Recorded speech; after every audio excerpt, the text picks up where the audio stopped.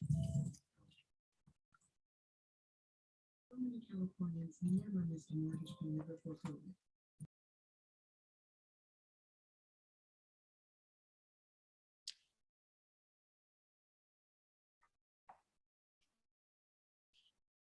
Okay, City Clerk, are we ready to go?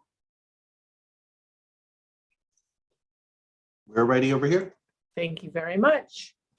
Okay, we'll now come back to our regularly scheduled meetings for Thursday, June 23rd, 2022. That's Palm Desert City Council, successor agency to the Palm Desert Redevelopment Agency and Housing Authority meetings. And we'll call these meetings to order. Can we have roll call, please? Mayor Pro Tem Jonathan, Present. Councilmember Kelly, Here. Councilmember Nastandi. Here. Great.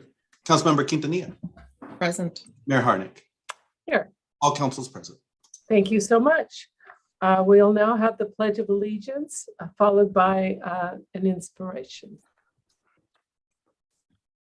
Okay, join me as we honor our flag and our country. I pledge allegiance to the flag of the United States of America and to the republic for which it stands, one nation, under God, indivisible, with liberty and justice for all. Thank you so much. It's just, we saw all those great graphics before the meeting, and it's a great time. We talk about the 4th of July, and what it is Independence Day, and it's the birth of our nation. And it was the day that we talk about life, liberty, and the pursuit of happiness, and that opportunity was given to us all. And it's a good time to remember that it's when we came together and we worked together, and we've made so much progress on so many obstacles that we've encountered in our nation. And we know we have a lot of work to do and we can get better. But when we work together, that's exactly what we do. And with those words, I know that's what we're going to do tonight, work in the best interest, to work together. And as you celebrate the 4th of July, remember how important this day truly is. It's not just a day for picnics and fun and family, which of course we enjoy, but it is the birth of our nation and our days of opportunity. So on that note, let's get back to our meeting. And is there a report from closed session? Yes, Madam Mayor. Direction was given, but no reportable actions were taken. Thank you. Thank you so much. We'll now go to awards, presentations, and appointments. And today we have a presentation on a proposal relative to Eisenhower Health Child Care Center. Can we bring the presenter into the meeting, please?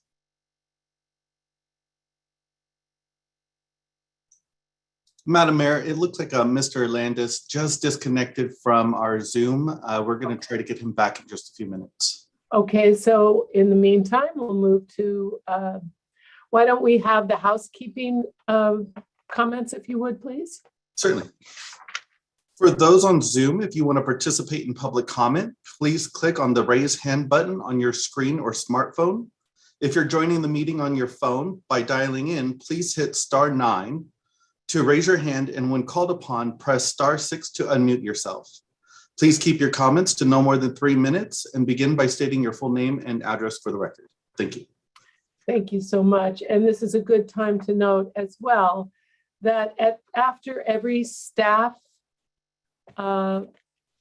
report, I will be asking for public comment at that time. And then we will go to council questions and council comments, just so we can keep it orderly. So the opportunity for public comment is after the staff report. Okay. And Madam Mayor, Mr. Landis is now back into Oh, great. Okay, thank you. Please bring him into the meeting.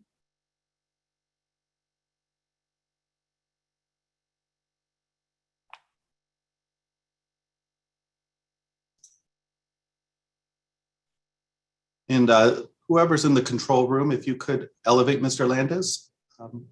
Thank you.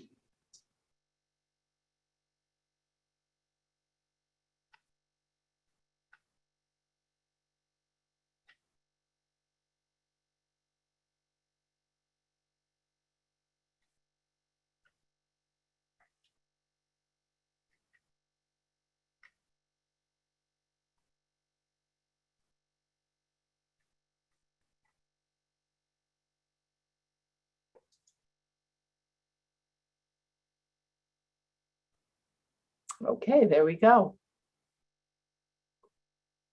Thank you so much. And Mr. Landis, you are muted.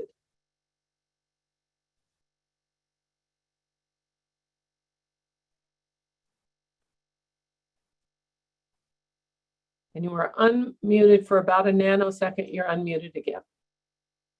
Okay, All right, thank you. good afternoon, everyone. Can you hear me? Yes, And you can see me, correct? no, Aha, so do you need to see me? Here, we're gonna start video, sorry. So if you can hear me, oh, now we should be able to see me, we good, can see you now. thank you. And then Anthony, do I have the slides? Because I can't see the slides. Certainly, I can load that up for you if you'd like. Give me one You second. don't mind? I appreciate that. So Anthony, just to make things maybe go a little smoother, if you don't mind, maybe let's just go back to if you load it and I'll just say slide and we'll just shift. How's that? Sounds good. Give me one second and I'm almost there. Hang on. You should all see that now. Wonderful. Okay, so we'll go to the first. So slide.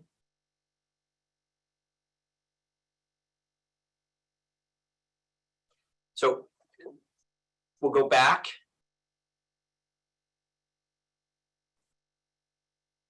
Yes, thank you. So again, I appreciate everyone. We were getting, when we were first on the Zoom, we were hearing a repeat of what was being said.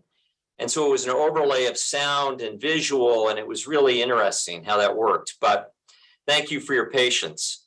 So here's what we're designed or designing and what we're planning and envisioning at Eisenhower, that we're just thankful that you will listen to us and consider this. Is that during the pandemic, and I'm going to try to do this in about 5 minutes, so we'll leave time for you to also have questions. So there's a number of slides, but I'm going to go quickly through some of them. There's really only maybe 6, 7 slides I'd like to spend a little time on. So during the pandemic, Eisenhower created a child care support program. Really, it had to be web-based. And we realized at that time, we had an enormous need for affordable daycare option for our employees because they literally were not able to take their children to daycare. So it was at that time that we decided to engage KinderCare Education, do a survey of all of our employees. And slide.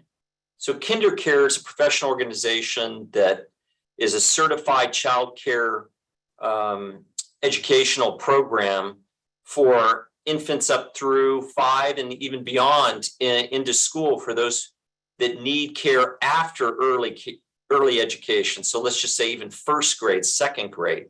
So they'll carry through and be able to operate a professional plan. Whether or not we use KinderCare or not, we may. We wanted them to do the assessment. So next slide. So we assessed, next slide. Thank you. We assessed everyone, but we got a net 908 responders. That's a pretty good survey amount. I mean, we can go ahead and project from there.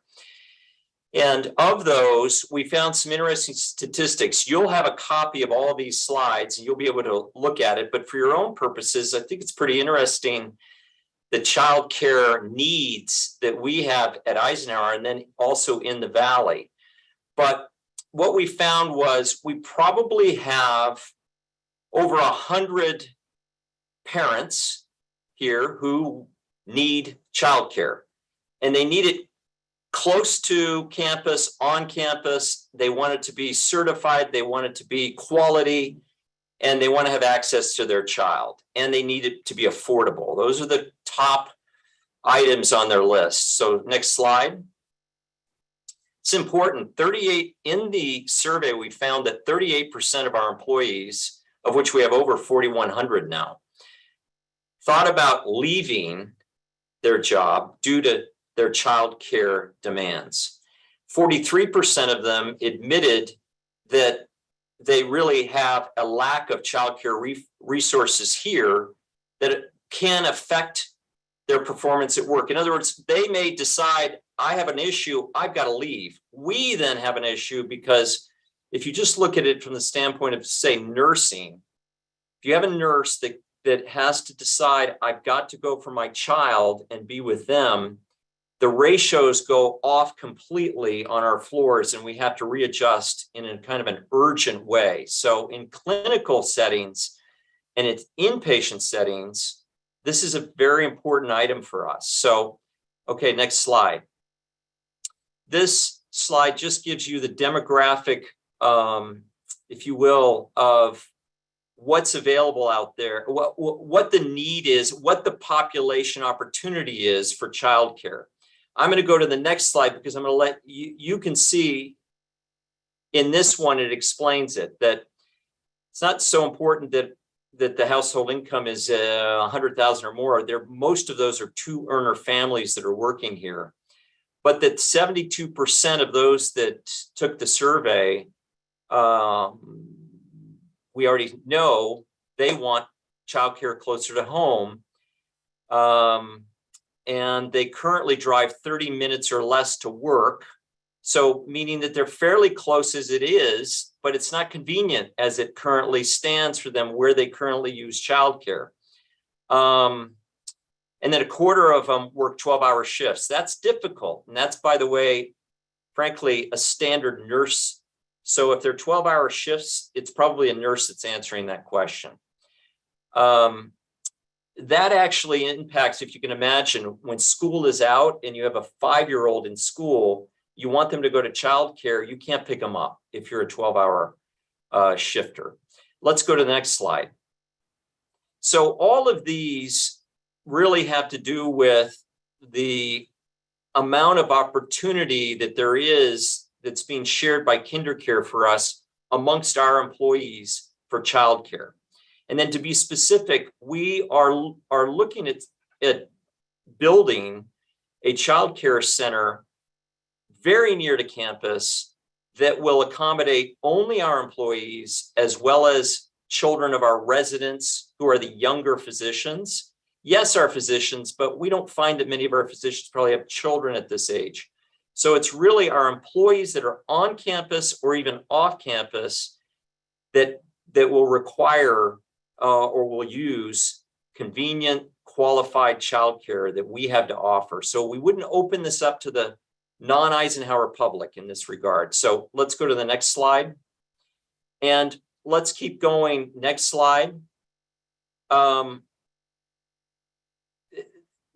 affordability factor is a big issue because, and we'll go to the next slide. And we'll come to a slide that has a graph of amounts of money. That's it. So do you see of the respondents, look at the red, 53% pay more than $225 a week. And yes, even they are so tight that 35 of the 142 responders receive government tuition assistance. So we know that Eisenhower's approach to this will be to, if you will, on our own subsidize the amounts that we need to charge for childcare. We don't intend to charge childcare to make money at all. So we'll also offer scholarships. We'll do, frankly, what it takes to be able to help our employees fund this appropriately for themselves. So it's also worthy of noting that high bar on the end, more than 300, so 23.9%, so 24% pay more than $300 a week in childcare. All right, let's go to the next slide. And the next, sorry. So in the decision that they made, we asked this question, what's the most important thing to you about childcare that we can provide? And that is quality, obviously. And then 2, the costs. And then 3, distance to the provider. So the location of this is the 4.3 acres that we currently own off of Country Club that's just off of John Sinn. John Sinn is the side road that is off of Country Club. So you have Bob Hope on one side, you have Country Club. And John Sin is, if it's to the, when we look to the south, there are two large lots. One is 4.3 acres. That's where we intend to build this. And I'll show that to you here in just a second. So let's go to the next slide. It's kind of interesting that the 59% have already had missed, they admitted to having missed work or needed to leave work to manage childcare issues. I mean, it's an enormous employee satisfier for us. Let's go to the next slide. And important for our entire operation when we think about it, when we get right down to it. It is interesting to note that 40% of those that were surveyed are neutral or dissatisfied with their current child care arrangements. So in a way, we now have a challenge with regard to quality in a way, in something we didn't realize that our employees are, if you will, searching for, more excellence. All right, let's go to the next slide. The times, that's a little bit too specific for us to really need to focus on right now. We'll keep going. Next slide. So here's just a summary of some of the comments that we received. Eisenhower, as a single mom in the very middle, it's very difficult to find a reliable daycare for my 1-year-old daughter. And now with new qualifications, I need to meet to be able to receive financial aid for daycare. It has become impossible for me to keep paying out of pocket. So we hear that. These are examples of summaries of what was commented on. And they essentially say, hey, look, this would be an incredible benefit if Eisenhower did this for their employees. So we'll go on to the next. We found that probably the number one thing that we could do for our employees when we surveyed them after this survey was childcare. And I think probably one of the larger challenges that we have after the pandemic is, frankly, employee satisfaction. The morale that hit healthcare institutions during that pandemic was something that is unique. It was like a war, and you needed to, at the end of all of this, provide as much moral support and inspiration and emotional support as possible for our employees. We had a high percentage of employees, relatively speaking, I mean, compared to the past, leave the professions that they were in, retire. And we currently, frankly, are recruiting probably like never before. We have more openings at Eisenhower than ever. So something like this falls in line with the need to try to create things that will keep our employees loyal and satisfied and happy. So this is one of the things that we drew up for the 2021 numbers about the relationship between our patients, even our employees, and Palm Desert. Well, what is that relationship? I just wanted to bring this up so that you all are apprised of it. And frankly, I was surprised by it.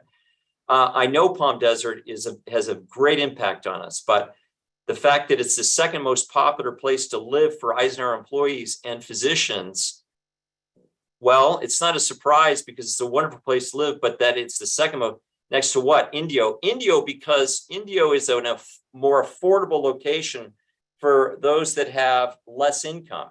But other than that, Palm Desert is by far number one if you add your volunteers. Almost 50% of all of our 410 volunteers reside in the city of Palm Desert, which is amazing, which makes you, if they were employees, that makes you the highest, most popular location for Eisenhower affiliated to live.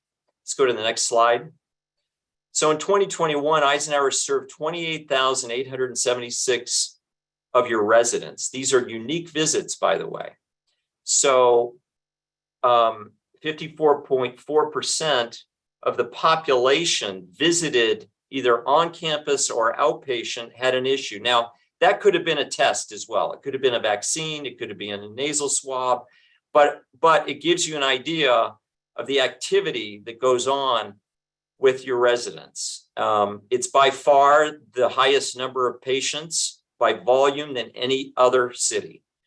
And by the way, that I looked in the past as we've done presentations to the city of Palm Desert, and I provided some of these numbers, and Palm Desert consistently is the top volume of resident that we serve.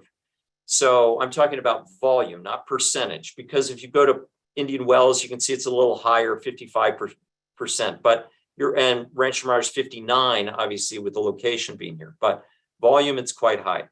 Let's go to the next slide. So what I'm asking for, and all of us would be absolutely amazed by, would be if you would consider being a part of the construction of, and I'll show you this, the construction and the building of our intended child care center. And we believe the cost will be about 8 million. It's 17,000 square feet as we have it designed. That will be able to serve between 125 and 150 children. To date, we've raised 1.5 million in commitments from 2 donors. And we have been sharing with donors. Our team has been doing this probably for the last 6 months. What I would humbly request is that the city of Palm Desert consider a commitment of perhaps 5 million over 2 years. We won't be able to finish this until a second year. We've just laid the plans out, and we can go to the next slide. So the next slide, we've just laid these plans out architecturally and presented them to the city of Rancho Mirage. And the good news for us at Eisenhower is that this is not a state approved project. Rather, it's a local city approved project. So the architectural plans, the internal, the design is somewhat modern. And we'll come to the last slide, or second to last slide, shows and we'll hold there for a second, shows that on the far right off of Country Club, we have a building that is going to be a memory care center. Currently, we have a memory care center that's been in the city of Palm Desert off of Cook Street for the last 30 years. We've been leasing space for serving perhaps 25 to 30 individuals that have early onset of dementia or memory care issues. They don't spend the night there. And we've operated that for that long, but we intend to now increase the size and capacity of that. And we have a donor that's made a commitment of over 5 million to help us build and construct our first, if you will, memory care center that we'll own. And we'll be able to hopefully serve about 120 individuals in the memory care center, which should be and it's about 20,000 square feet on that right. That's the first building. It's all 1 story. And then we envision the child care center to be placed right next to it, which we know that there is a benefit to having those 2 different age groups near each other. We plan to have certain programs that can actually enhance their experiences. But the child care center is placed in the very center of this. And then the third building over here, again, these are all 1 story, is what we will call Eisenhower's administrative building, which would be for non-clinical needs of the institution. We're running out of space on campus, and we want campus to be all clinic oriented. So for instance, why does the foundation or the fundraising team or the HR team or the IS team have to be all on campus? They don't. We can shift off campus. So we plan to have at some point our own building. Our idea is to present to the city of Rancho Mirage, receive approval for the entire plan for all 3 buildings. But we're hoping within the next 6 months, we'll be able to have at least funding for 2 of the buildings to start construction. And I think I have a last slide. So this is the interior of the Child Care Center, and it's so small I can't read it. Sorry. And then we just have a final thank you slide. So that are the slides that you'll be able to look at and understand a little bit more if you take the time to want to look at, and I'm available for questions. Okay, thank you so much. Do we have any questions or comments? I see some contemplation going on. Okay, Councilmember Quintanilla, please. Thank you, Madam Mayor. Questions? Thank you for that excellent presentation. I wholeheartedly agree for the extreme need as somebody who fills in as childcare provider for 2 of your employees. One of my questions in terms of people that left employment, does that include lateral movement? For example, someone in a very high specialization where that schedule no longer works for them and they had to transfer to a different department, maybe with a different salary range. Is that something that happened within the org, or are those people that left altogether?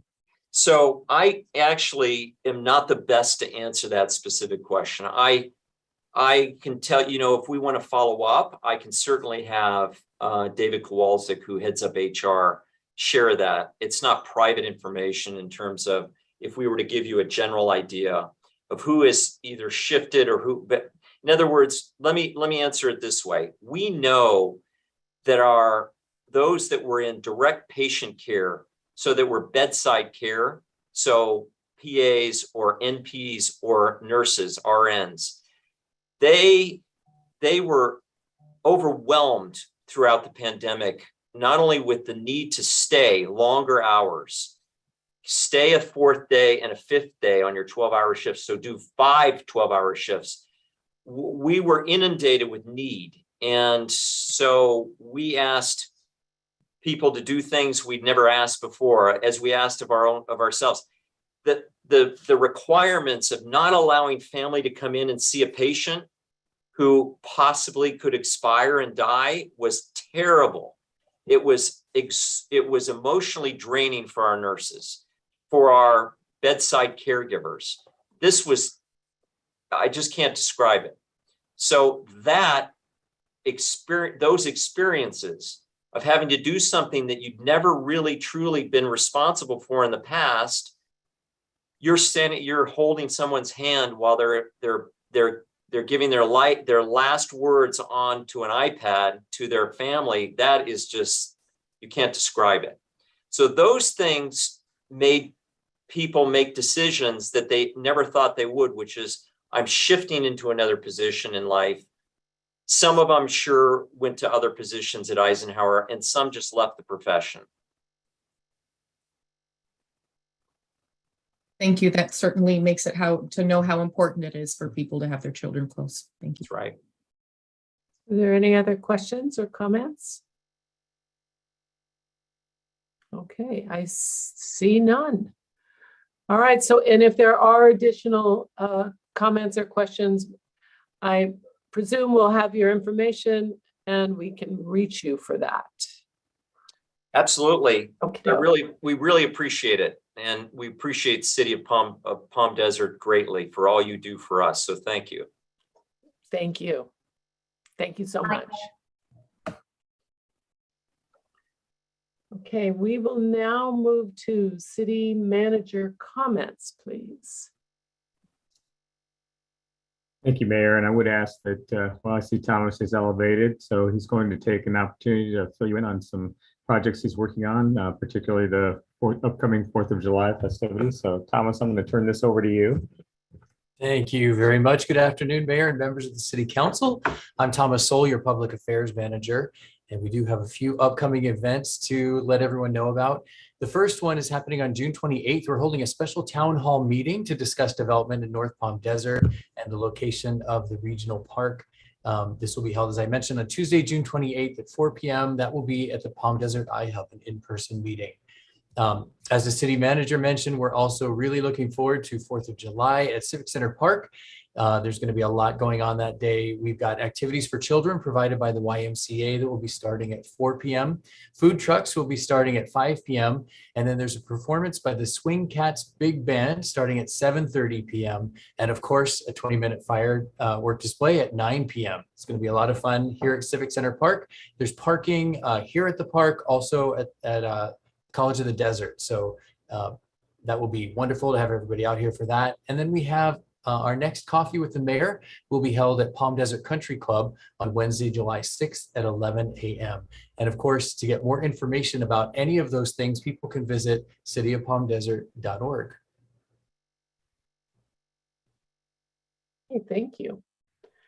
And as always, on the 4th of July, our Civic Center Park is filled with families and friends from across our valley. It's always a meeting place and it's wonderful to see. So I never miss it.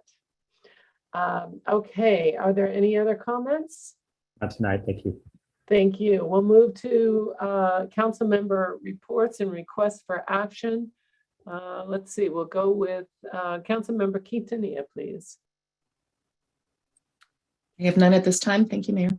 Thank you. Next, Mayor Pro Tem Jonathan. Nothing to report. Thank you. Thank you. Council member Kelly. As our liaison to the Sunlight Board, I want to briefly summarize for colleagues and the public some really terrific news that we heard at the most recent board meeting, recapping that over the last 12 months or so, Sunlight has received in excess of $22 million in grants that will help advance earth-friendly goals, including acquisition of 5 fuel cell buses, funds that will ultimately result in a liquid hydrogen fueling station for over-the-road freight vehicles once that technology advances, and construction of a solar microgrid to assist in production of the fuel cell energy that's used by Sunlight's zero emissions vehicles. So there's a whole lot happening right here close by that continues to garner international attention for how cutting edge these developments are. Okay, thank you. Council member Nastandi. No comments this evening, Mayor. Thank you. Thank you. Okay, I have just a couple of quick comments. One, I went to the Imperial Valley Economic Conference just to find out some great things that they're doing that we can bring here. And it was a lot of information, and I know that what I learned will benefit our community through the Coachella Valley Economic Partnership. The other thing is I did have an item that I would like to add to our agenda, and I will call on the city clerk for that. Yes, the city council is requested to add an urgency item to authorize the mayor to sign a letter of support for SB 1338, Community Assistance Recovery and Empowerment Court. At this time, the council is requested to make a finding by a 2/3 majority that the matter came to the attention of the city after the posting of the agenda, and there's a need to take immediate action. If passed, this matter will be added to the consent calendar as item 1V. Thank you.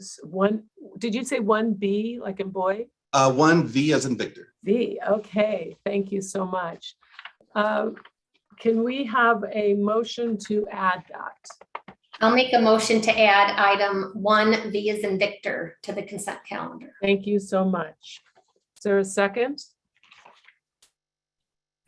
Second. Thank you so much. Can we have a vote, please? Mayor Pro Tem Jonathan. Aye. Councilmember Kelly. Yes. Councilmember Nastandi. Yes. Councilmember Quintanilla. Aye. Mayor Hartnett. Yes. Motion passes 5-0.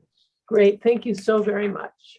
Okay, we will now go to our non-agendized public comments. Is there anyone in the public who would like to speak to something that is not on the agenda? And I do have two hands. Please give your name and address. And remember, these are for items not on the agenda. The first one we have, it's listed as C. Green.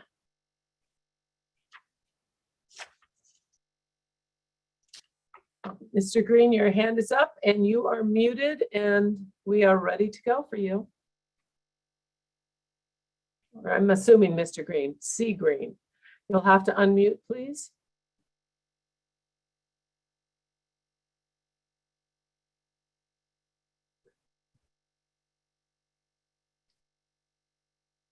You are still muted. That- Okay. I think it's a woman, but that's Okay, okay. thank you And very much. You I are d- unmuted now. Your name and address for the record, please. 73 El Paseo, but it's not for this. It's for something that's on the agenda. Okay, thank you. We'll be looking for your hand at that time. The Okay. next thing is we have a phone number and the number ends with 2615. 2615. There you go. You are muted. Yes, hi. My name is Brad Anderson, and I live in the city of Rancho Mirage, and I wanted to speak on a few items today. Okay. Okay, thank you. Yeah, I heard the earlier presentation from Eisenhower asking for in-house care, and I would highly recommend that you don't do that. The Children's Museum, you just gave them $150,000. And, being in Rancho Mirage, I would say, yeah, let's do that. But it's not beneficial to your city. So I would rethink any kind of donation for that. But that's my opinion. And I want to move on. I noticed at I wanted to speak just mainly or just momentarily about your urgency cars. I guess it's number 1V. I would highly recommend that you don't do that in the future because there's no, I guess, due process. I never knew about it. I imagine most of the people in the public don't know about it. And just to add a letter, something that could have been well established way before this meeting. That's my opinion. Okay. I'm going to go ahead and your last meeting, and just like this meeting, you asked for the person to identify themselves and state an address for the record. I gotta remind you, AB 361 was allowing these remote meetings to take place because the city hall is closed, which is questionable in its own right to use that AB 361 just because you don't have a city hall, but you can easily have a place for the public to go to is questionable. And for you to ask somebody their address when you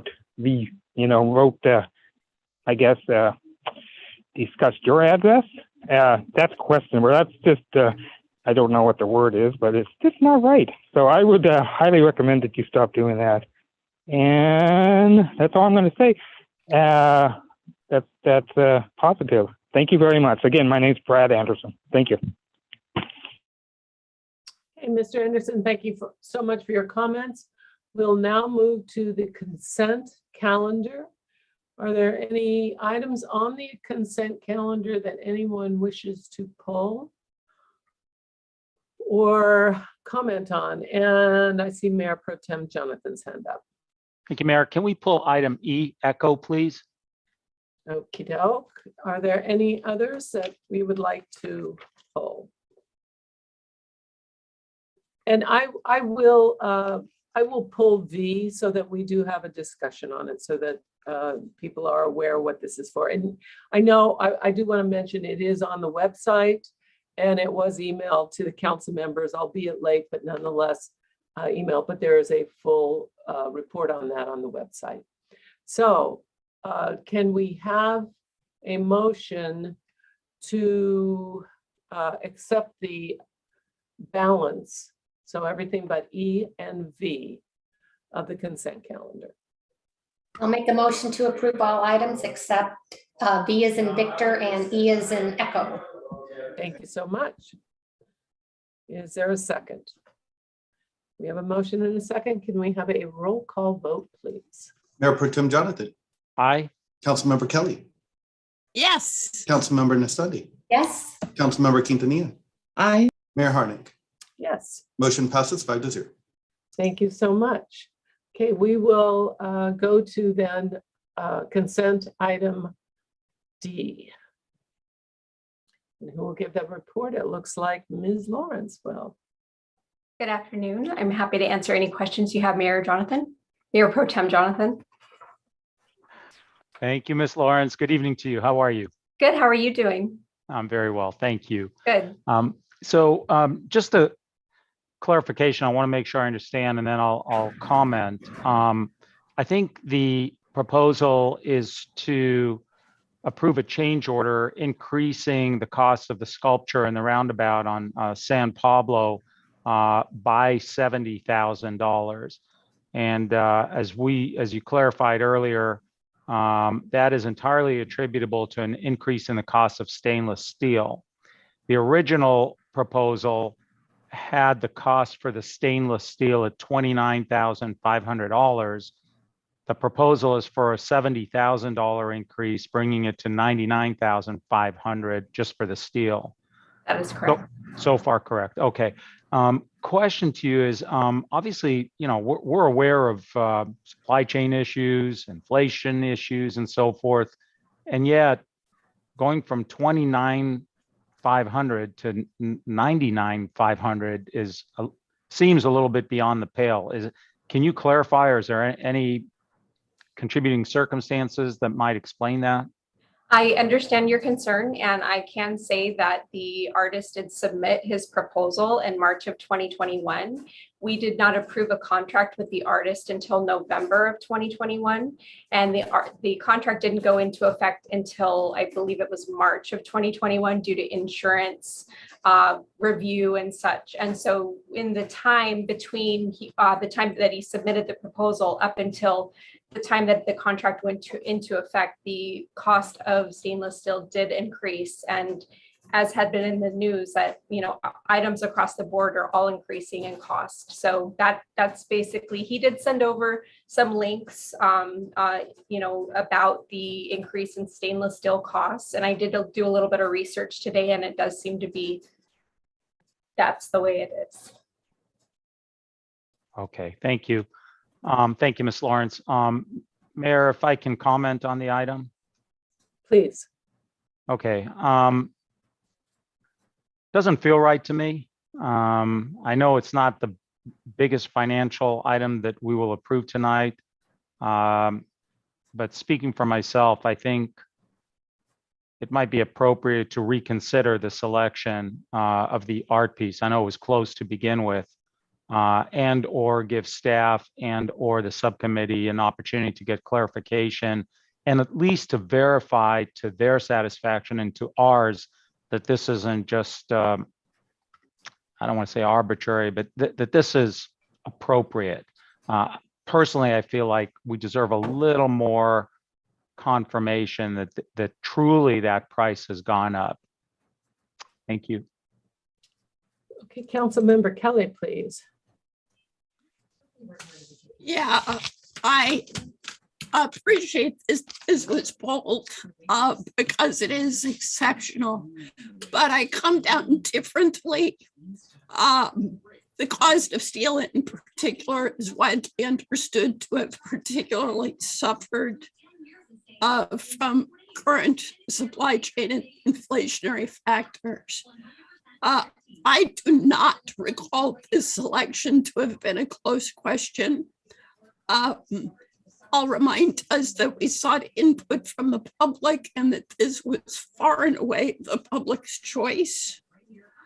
And so from my perspective, we are better off to proceed before costs get worse. So I will support approval. I would second that if that's a motion, Councilmember Kelly. We have a motion and a second, so let's continue with discussion. I see Councilmember Quintanilla has her hand up. Thank you, Madam Mayor. What I wanted to add to the conversation is that we have to put something in place before the prices continue to rise. And I completely think it's valid and our responsibility to our residents who were engaged in the process and voted that this was the community request. I understand things are getting more expensive, but we've seen that all over the place. President's Plaza was a proposal of 8 million that turned into 13. So unfortunately, such is the world right now. And I think we need to move forward. Thank you. Thank you. And it caught my eye too. I'm sure it caught everybody's eye. And I did a little research. And from March of 2021 to March of 2022, stainless steel went up more than 50% a pound. And so it really has increased incredibly. And I don't see it going back down, unfortunately. And I see Mayor Pro Tem Jonathan's hand up, please. Thank you. And that's frankly what triggered my concern is the data I got online, I'm not an expert, showed a 45% increase, so we're about the same. That would take the $30,000 cost to $45,000. It's what we're being asked to do is a 300% increase to go from 30,000 to 100,000. So, when I said it doesn't feel right, it was based on my research as well. A 50% increase would put it at 45,000, not at 99,500. That's why it doesn't feel right to me, with respect. Can you, and I know you have provided this in the staff report, but just if you can remind me, when did we get the initial estimates from the artist? The artist submitted the original estimate in March of 2021. Okay. And so here we are in June. And unfortunately, it just doesn't seem that off to me. And that's really an unfortunate statement, but okay, we have a motion in a second. Are there any additional comments, any additional discussion? Okay, can we have a roll call vote, please? Mayor Pro Tem Jonathan. Nay. Councilmember Kelly. We'll come back. Councilmember Nestandi. Yes. Councilmember Quintanilla. Aye. Councilmember Kelly. Yes. Mayor Harnick. Yes. Motion passes 4-0 or 4-1. Thank you. And now I'll just run by what is on the consent calendar on 1V, the one we just added. And this is simply to sign onto a letter that our colleagues on other councils that are in Assemblyman May's district in the Coachella Valley have also signed on to. And what it is it's Senate Bill 1338. And it is to provide those who are in need of mental health care, whether they are homeless or whatever their status is, but they need mental health care. And it is one more tool in our basket for dealing with our homelessness situation. And there were a couple important things that I do want to mention that I think are important to all of us. And it says, it's a vision by outlining a civil court process that, if specific requirements are met, would connect individuals experiencing acute mental illness to court-ordered care plan managed by a care team in the community. These care plans would include clinically prescribed individualized interventions along with supportive services, medication, and a housing plan. That's one thing. Now, here is something that also I think is important to everyone here. It is essential that all new obligations for local governments are supported by sufficient funding to be successful, and that long-term funding is dedicated to the program. And it requires cities to be consulted in the formation of care plans in the event that cities are required to provide services or support. So it's not an unfunded mandate as it is presented today. It is help for people who we know need the help so badly. And we have watched just language lose home, become homeless. Our homelessness program, as we all know, or the homelessness situation is out of control and is unconscionable. So when we can have one more tool to deal with this, I think it's worth it. So what we are doing is simply signing a letter that will say we support this and we support it And we're asking our assembly member to support it in the legislation. So that's move what to that approve. is. Does anybody have any questions? Because and what I'm reading from, by the way, and I'm sure you all received it in your email, is the what Cal Cities did to analyze this specific bill. There's more information. The bill is very long, as they all are, but Cal Cities did a good job in analyzing the bill. So are there any questions or thoughts? I move to approve. Okay, and good. And there's one more little gem that I know will be important, and I know Mayor Pro Tem will care. Ensure that the 2022-23 state budget and future budgets include sufficient funding to support the program.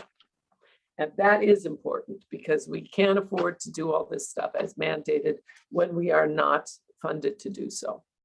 So that's my report. Does anyone have any other questions or comments? Okay, we have a motion in a second. So Mayor Pro Tem Jonathan, Aye. Councilmember Kelly, Yes.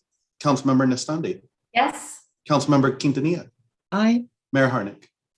yes, Motion passes 5-0. thank you very much. Okay, we will now go to the action calendar. And 2A is adoption of resolutions calling the general municipal election to be held on November 8th, 2022, submitting an advisory measure relating to city council districts to the voters, ordering services, and adopting regulations for candidate statements. And we have a report, please. Madam Mayor and City Council, the council is requested to adopt several resolutions to call the general municipal election for November 8th. On the ballot will be 2 council members from District 2 for full terms of 4 years. In addition is consideration of submitting an advisory ballot measure to the voters relating to city council districts. A memo was distributed and posted online today with a corrected ballot question. Furthermore, there is one additional correction to the last sentence to change the word "the" to "their," as noted in the slide that I'll present right now. And then, of course, I defer to the subcommittee for any additional comments.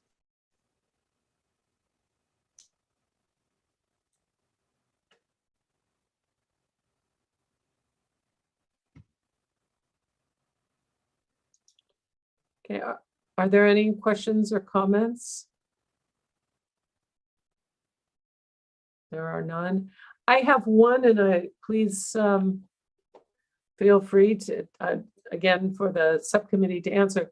I just wonder, for consistency purposes, we talk about selects 1 council representative, we talk about council representatives, and then we say electing a single person. Should that, for consistency reasons, read representative? That's I can tell there's been a lot of wordsmithing, and it's not easy to make something shorter and smaller. So Councilmember Kelly, please. We did try to consistently use the word representative in the first sentence. So it felt that theme was adequately conveyed. Our goal with this proposal for the second sentence was to be as succinct and simple as possible, so that there would be no confusion on anyone's part about the nature of the question to which they are responding. We did our best to meet all of the concerns previously expressed, while keeping the totality as short as it possibly could be. Okay, thank you. And, you know, I guess what I should have done, and I apologize if I do make little mistakes here, but we have a report. So let me move to public comment, and then we're going to come back to council. So is there anyone from the public who would like to comment on this item on action calendar 2A? Is there anyone who would like to comment? And I see no hands raised. So we'll go back to council for questions. Are there any questions? And I see Councilmember Quintanilla with a question. Thank you, Madam Mayor. My question is for our clerk. Is there any way that it doesn't fit? Would adjusting that word impact the word count at all to replace from person to representative? I think that's the crux of the argument, is that. Yeah, there would be no impact to the word count to change the word person to representative. Thank you. And just to clear up, to me, it's not an argument. I was just questioning it, and the answer is fine with me. Is there any other questions? Okay, we'll go to comments. Are there any comments on this? And I see Councilmember Quintanilla. Thank you. In terms of reading over the item, I saw that there was information about one mailing. Is this going to be a dedicated mailing for this process to include ranked choice voting, or will this just be the Bright Side included as the publication? Yeah, the ballot measure mailer would be separate from the Bright Side. And is this an election mailer in itself, or a separate informational item that will go out to voters beforehand? It's a separate educational item regarding the ballot measure. Thank you. Mhm. Okay, Councilmember Jonathan. Thank you. I actually did have a question. I'm sorry. We had prior discussion about the process of publishing a statement. I think if I counted correctly, there were 4 council members who expressed an interest in filing a no or against statement. I didn't see that covered in the staff report. When would that be addressed? And can you just go over that process for us? Certainly. So as part of the resolution packet that you have in the report, one of them is relating to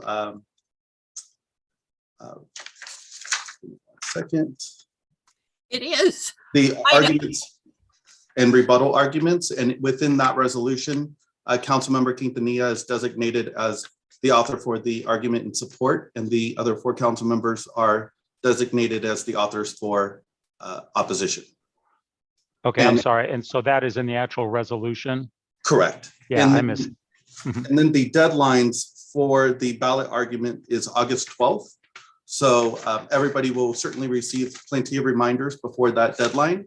And then once the arguments are received, there will be an additional 10-day period in which everybody can prepare their rebuttal arguments to the ballot measure.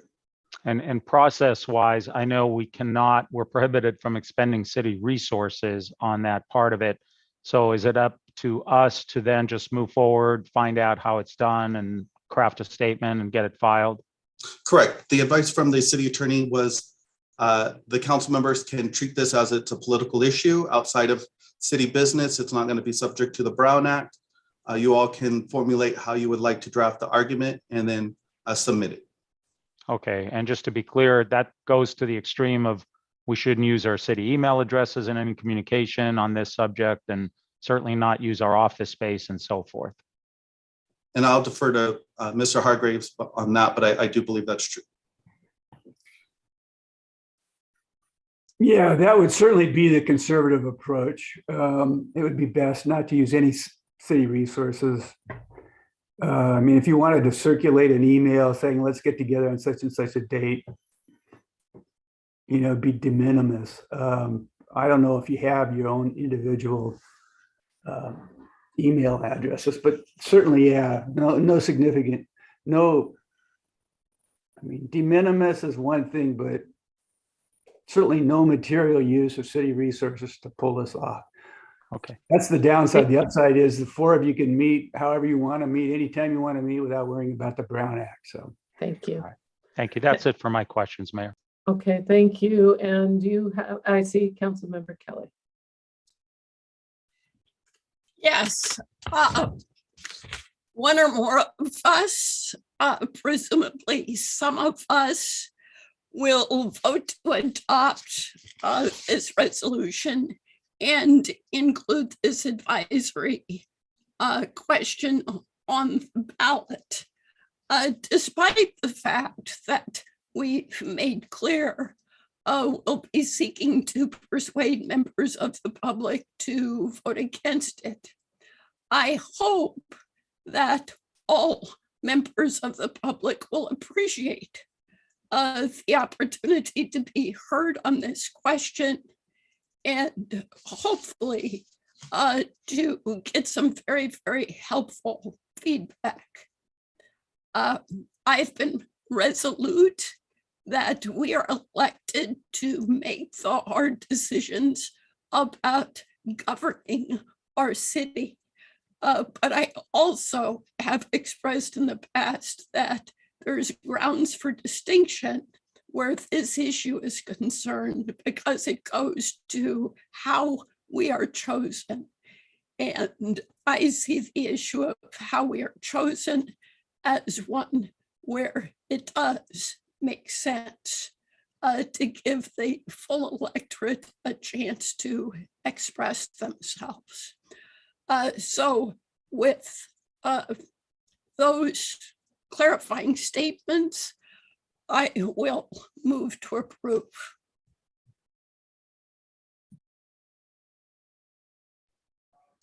We have a motion and do we have a second? Well, I will be the second on it, and it's been an honor to be on the subcommittee with Councilmember Kelly, and I appreciate all your hard efforts in working out compromises, and I believe we have a good statement here to put on the ballot. Okay, so we have a motion and a second, and I see Mayor Pro Tem Jonathan's hand up. Thank you. So I have a question, and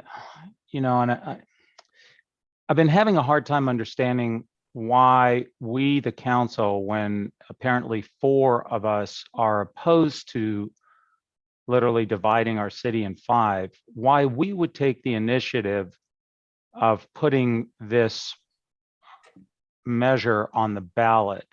And where I'm coming from, and then I want to hear the answer, because I'm trying to keep an open mind and understand. I think there's some intelligent minds on this council, thankfully, and I'm very curious to understand the rationalization. And what I keep bumping up against is that there is a democratic process, and that process includes plenty and varied opportunities for the public to be heard. One of those is that the public can go through the process and take the initiative to place a measure on a ballot. So if we are largely opposed to dividing our city in 5, why are we as a council taking that initiative instead of allowing the democratic process to take its own course?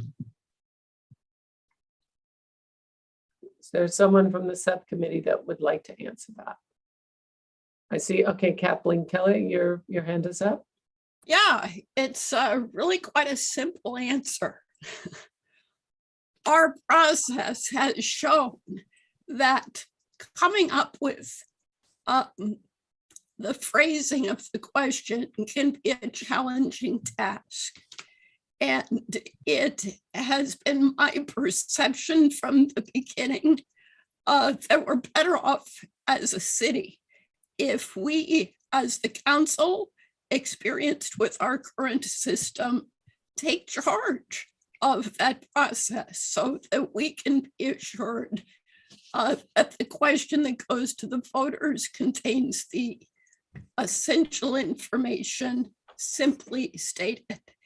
If we were to leave this to the referendum process, others would be crafting the question. So I thought it behooved us to apply our experience with the current system and to do that labor so that we'd have the highest degree of confidence in the phrasing of the question that is put to the voters. Thank you. And Councilmember Quintanilla, let me assure you, I see your hand up, but I also saw as the subcommittee, Councilmember Nastandi's hand is up. Please, did you wish to answer Mayor Pro Tem's question? Yes, and Mayor Pro Tem, I did and do agree with you that I would have preferred to let the citizens, the voters, do their work and get enough signatures to put it on the ballot. That's what I wanted. And we were on the losing end. We lost 3-2. And so that's how we got to where we are. And I also believe I was appointed to the subcommittee because of my no vote. So working with Councilmember Kelly and staff, we came up with compromise language on the ballot. Did I get the ballot language exactly how I wanted it? No, I did not. That part is true. I was happy with just having 2 sentences, very, very simple, but it riled up the other side. And so I could see that wasn't going to happen. So this is all about compromise. And that's, I believe, how we got to this situation. Okay, thank you. And Councilmember Quintanilla, please. Thank you, Madam Mayor. Democracy apparently means a little bit of a different variation, I guess, to everyone, because the important part is that we have equity and representation. We have, our state gets representation in the Senate with 2 persons. We're represented by congressional district, assembly districts, state Senate, water board, school board.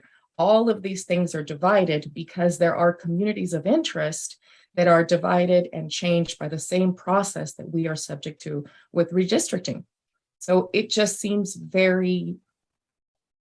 it seems a challenge to the democracy that's currently in place to say we are not subject to move to districts the way that every other form of representation includes us by district. And so that's the way I'm looking at it here, that this is an opportunity for the citizens of this city to be able to express how they can select their representatives instead of having the opportunity to have only one part of the city have their voices heard. We've heard from residents that feel that they are overlooked when it comes to sandstorms. I heard from somebody today saying that they feel there's not safety, not enough lighting at the intersection of a country club in Washington. And that is a high needs area. So having somebody that walks that path, that drives in that area every single day, makes it more effective for us to come back and request action. So representation means different things. And I think that we have different views, apparently, of the democratic process. Mayor Pro Tem Jonathan, please. Thank you. And I appreciate, the respectful discourse. And of course, there's different perspectives. I do believe we have a community of interest. It's called the City of Palm Desert. We're 56,000 strong. We are not a 2.5 million population metropolis. And I think dividing the city into 5 literally divides the city into 5. And we are about Unite Palm Desert, not about dividing Palm Desert. Having said that, I know we likely will not change each other's mind here this evening. And the question before us is whether or not to put the resolution, not the merits of the resolution. To Councilmember Kelly's answer, I hear you. I think the answer, as you said, is simple, but in my mind, not persuasive. I think if the objective, even though we think that dividing into 5 districts would be harmful, the justification is that we get to craft the statement, in my mind, is not persuasive. If citizens craft their own statement, we feel it's not clear, then we certainly would have an opportunity to also craft a statement, a proposal. And we've seen competing ballot measures before. We see it all the time in the state of California. So I'm just not persuaded. I will also say that as far as the language that the subcommittee came up with, I'm not a fan. I think it's, in my mind, kind of stepping on ice and trying to avoid the real question, the real elephant in the room, and that is that 80% of our population that currently gets to vote for 80% of the council, that population will only get 1 council representative. And the proposed statement, in my mind, fails to make that clear to a voter. It omits the word only, for example, which I think emphasizes and clarifies the fact that those residents would go from being able to vote for 4 council members to 1. So I don't see that it is our council's responsibility to put this measure on the ballot. If there are enough concerned citizens that disagree, it's up to them to do so. And number 2, if we do move forward with a ballot measure, I think the wording is unsatisfactory. So through this whole process, I've tried, and I believe I have kept an open mind, but at this point, I cannot support the motion. Thank you.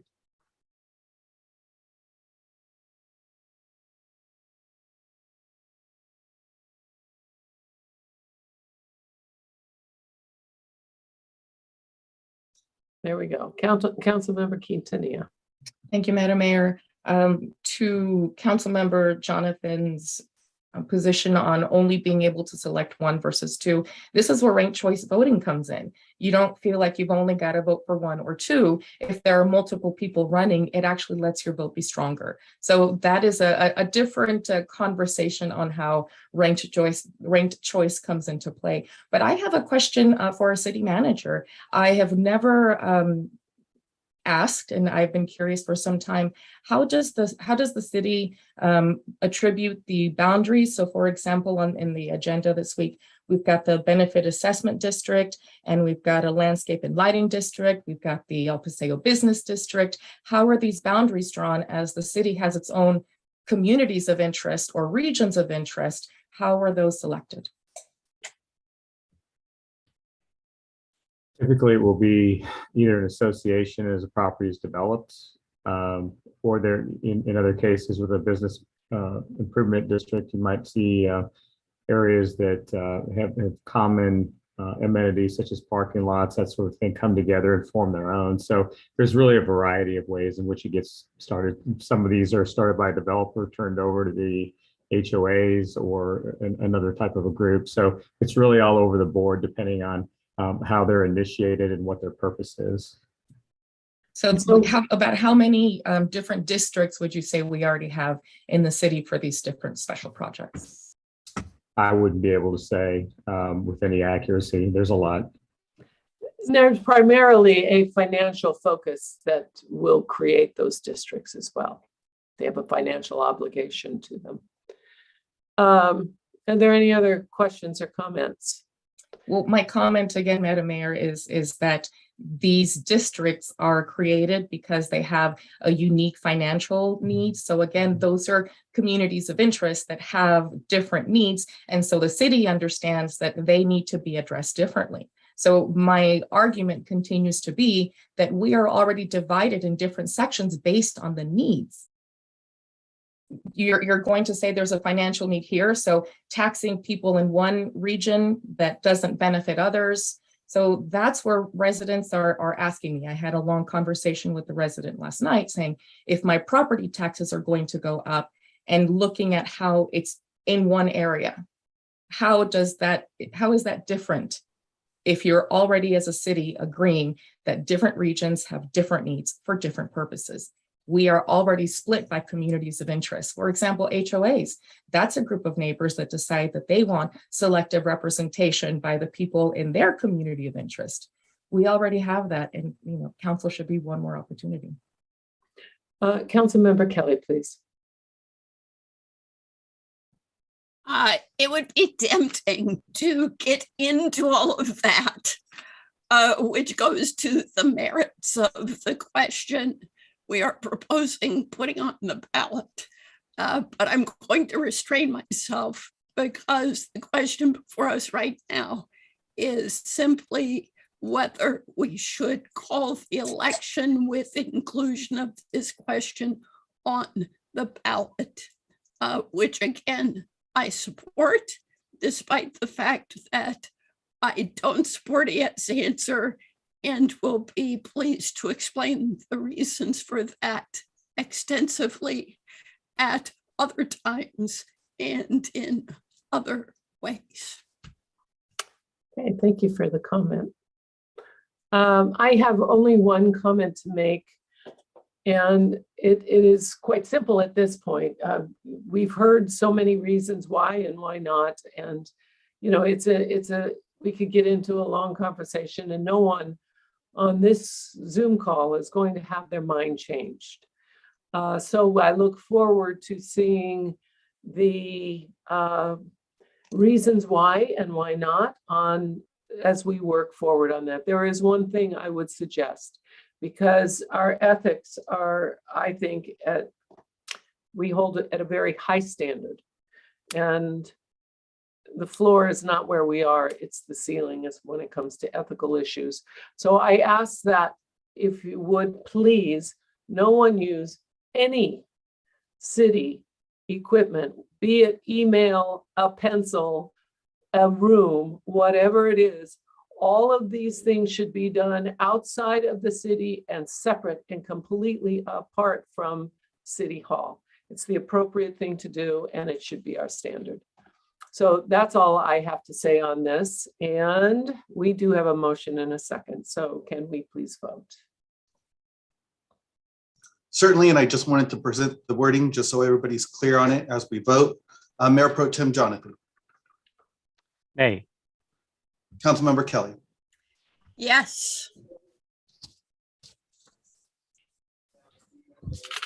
Councilmember Kelly. Yes. Councilmember Nestandi. Yes. Councilmember Quintanilla. Yes, with a protest on the word person instead of representative. Mayor Harnick. Yes. Motion passes 4-1, I'm sorry. Thank you so much. Okay, we will now. Mayor, could we have a 10-minute break? You muted. I am. Yes, I am. Okay, so let's say we will be back at 5:40.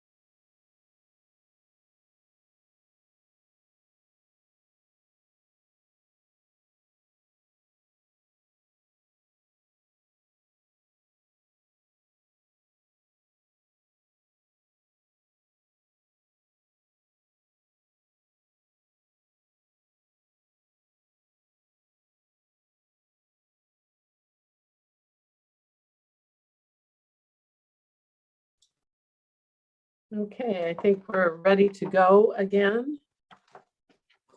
And we'll go to this is 2C, request for direction regarding recommended priorities and program budget for development services lobby renovations. And who will give us that? What happened to B? I skipped right over it. Any other questions? Okay. Let me go back to 2B. Request for direction regarding recommended priorities and program budget for developments. Oh, let me get this right. Authorize request for proposal for Discover Palm Desert and appropriate additional funding in the amount of $1,800,000 from the general fund reserve for final design and construction of Discover Palm Desert. Okay, who gives us that? Yeah, good evening, Mayor, members of the City Council. I'm Eric Seha, your Director for Economic Development. So in 2019, the City Council gave staff direction to look for options for a new visitor center here at the Civic Center campus. Building was intended to be multifunctional, engage with San Pablo, be really a community space, really a significant architectural interest. And we rebranded that visitor center Discover Palm Desert. We've been engaged with Prex Vuxic, working with them for the past 18 months, looking at building orientation, design, the functionality for the center, and identified a location adjacent to the city's skate park here at the Civic Center campus. We've been utilizing the Economic Development Subcommittee to review design options. And last month, we had a study session with the City Council, which made staff feel pretty confident to bring this request forward to you today. And just to show you again, some of the architectural renderings and how the building would engage with San Pablo. This is looking at the building from San Pablo, again from San Pablo and from the Civic Center campus. So staff is asking that council authorize us to release a request for proposal where we can do a CEQA study and prepare construction and grading plans for this site that includes engineering services. We would utilize 1.2 million in bond funds here at the Civic Center, but we would ask the City Council appropriate 1.8 million from the general fund reserves. That's my report, and I'm here to answer any questions. Thank you. Are there, let me at this time ask if there is any public comment on this item. Is there any public comment? And seeing none, I will move to questions from council. Okay, Mayor Pro Tem Jonathan, please. Thank you. Quick question, Mr. Seha, good evening. So do you recall how many square feet there are in this project, the building size? I know I'm catching you off the top of your head. If you don't, that's okay. I think we're under 4,000 square feet. Okay, thank you. Are there any other questions? Okay, this time we'll have any comments or discussion regarding this. And I see Councilmember Nestandi. The renderings look amazing. It's very exciting. And I think it's just going to be a spectacular addition to the city of Palm Desert. We are the heart of the valley, and I believe it's going to be a wonderful, wonderful asset to our city of Palm Desert. Great. Okay, any other comments or discussion? I see Councilmember Quintanilla. My comment is that I love the colors that staff has brought forth. I think it makes it a great space for families, as Palm Desert has a lot of monochromatic spaces. So I think this would be an absolute step forward with engaging families. Thank you. Any other questions or comments? I mean, okay, I am seeing none. So do we have a motion, please? I motion. Is there a second? I will second the motion to approve. Great. Can we have a roll call vote, please? Mayor Pro Tem Jonathan. Aye. Councilmember Kelly. Yes. Councilmember Nestandi. Yes. Councilmember Quintanilla. Aye. Mayor Harnick. Yes. Mayor, motion passes 5-0. Thank you so much. Okay, now we had that other little rehearsal. For 2C, request for direction regarding recommended priorities and program budget for development services lobby renovations. So can we get the staff report from? You'll be getting a staff report from me, Madam Mayor. I could talk about the Discover Palm Desert if you wish, but I think this is the lobby case. Good afternoon. I will be sharing my screen. All right. Staff is returning to City Council for direction following the study session on the topic. And today we're going to give just a brief overview of the project, the building overview, the purpose and need, space planning, priorities, and discussion. Regarding the project, this project started in 2019, but was suspended on the advent of COVID-19. Last year, council refunded the project, resumed funding the project, and last fall, a design build firm was selected. Since that time, staff and the design build team have been working on developing a program for the lobby. In addition, staff has been working to respond to questions from executive management about other potential needs in the entire development services wing of City Hall, about 18,000 square feet. We discussed that with council at the study session last time. Just a reminder, here are some photos of the lobby as it is today. This is a photo of one of the restrooms serving the lobby. It's a public restroom. We found during the design build effort to date that there are serious ADA deficiencies in our restrooms. This is the other area that I call the storage room, the orange area on their screen, and it is storage. Also, it is going to be the home to the new Transportation Operations Center through the CVAG CV Sync project. The purpose and need for facility improvements.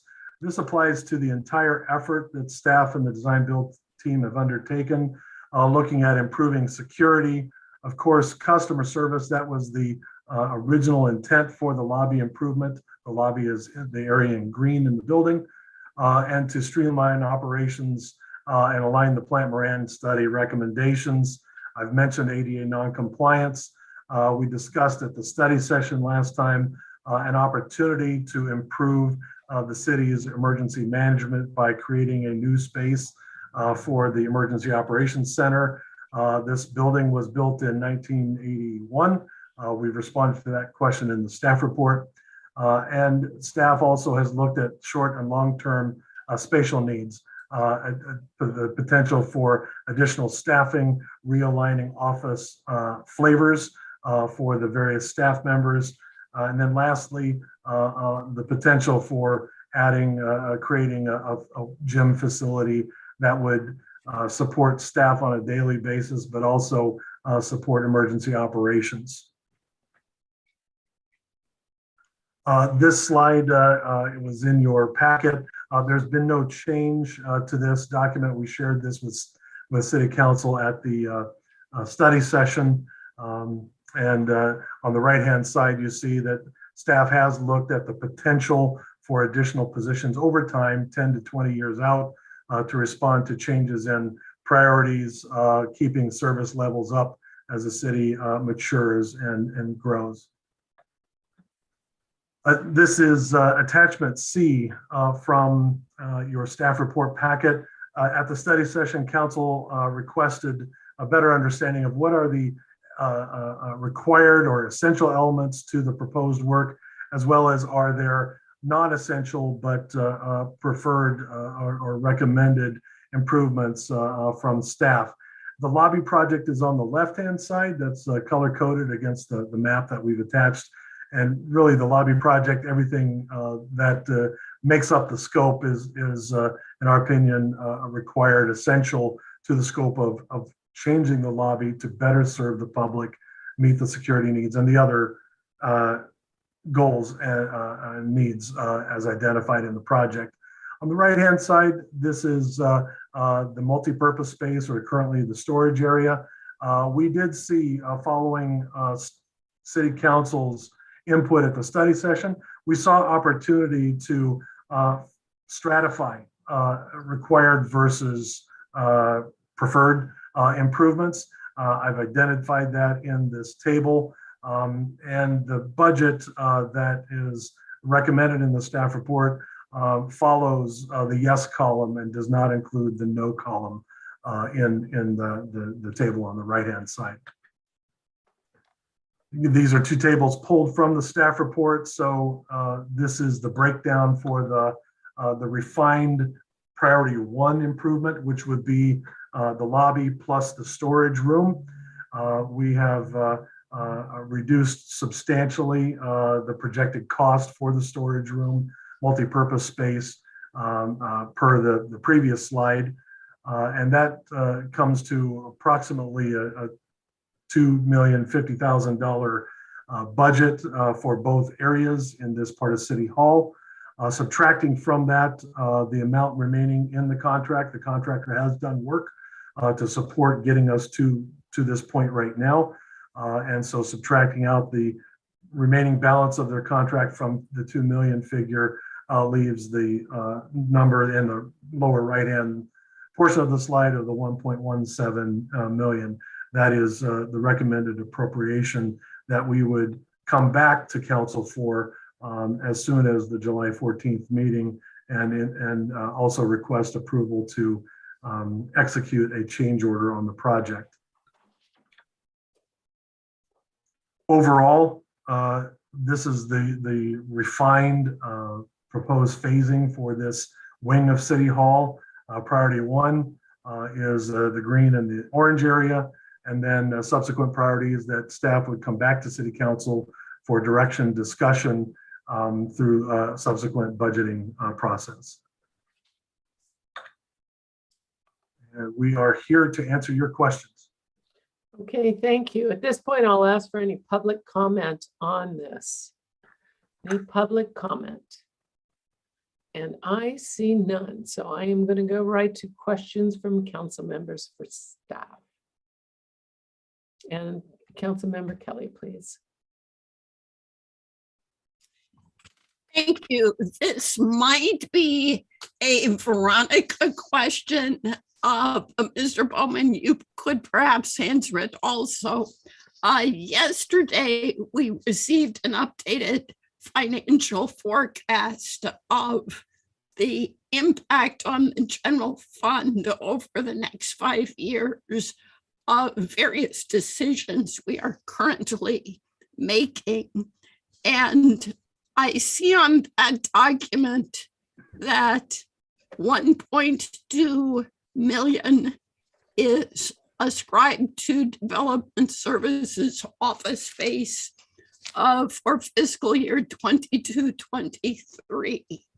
I just want to make sure that is attributable to the current agenda item, which is slightly beneath that. But I assume this document's dealing with round numbers. So is the line I see on that update attributable to this agenda item? Yes, ma'am, it is. And you're right. I did round up for the purposes of that report. Thank you. You're welcome.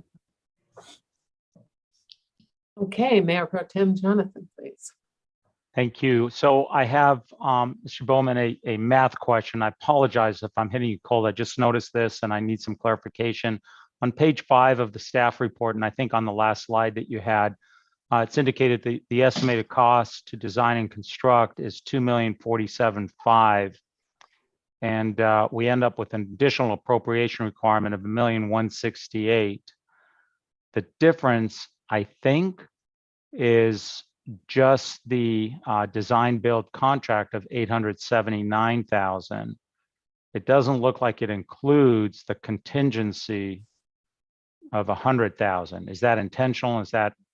Am I correct? Yes, that's intentional. We excluded including the the untouched construction contingency from the difference so that we preserve the construction contingency just in case. But it's unfunded, right? I mean, you're not proposing that that come out of that general fund reserve. So if we do run into a need for a contingency, it's going to come out of somewhere else? So that $100,000 was already set aside in the current budget. Okay, I didn't see that in the 2,047,500, which is above where you list A and B. So I probably just missed it. The 2,047,500 is the total estimated cost of construction. The $100,000 is separate from that, just in case, as contingency. Okay, I'm going to take your word for it. I just don't see the 100,000 anywhere, and I don't see it provided for in the proposed allocation. But I'm hearing you say that it's in there somewhere, so I'll accept that. Thank you. You bring up a good question. Where is it provided for? I do think we need that answer. But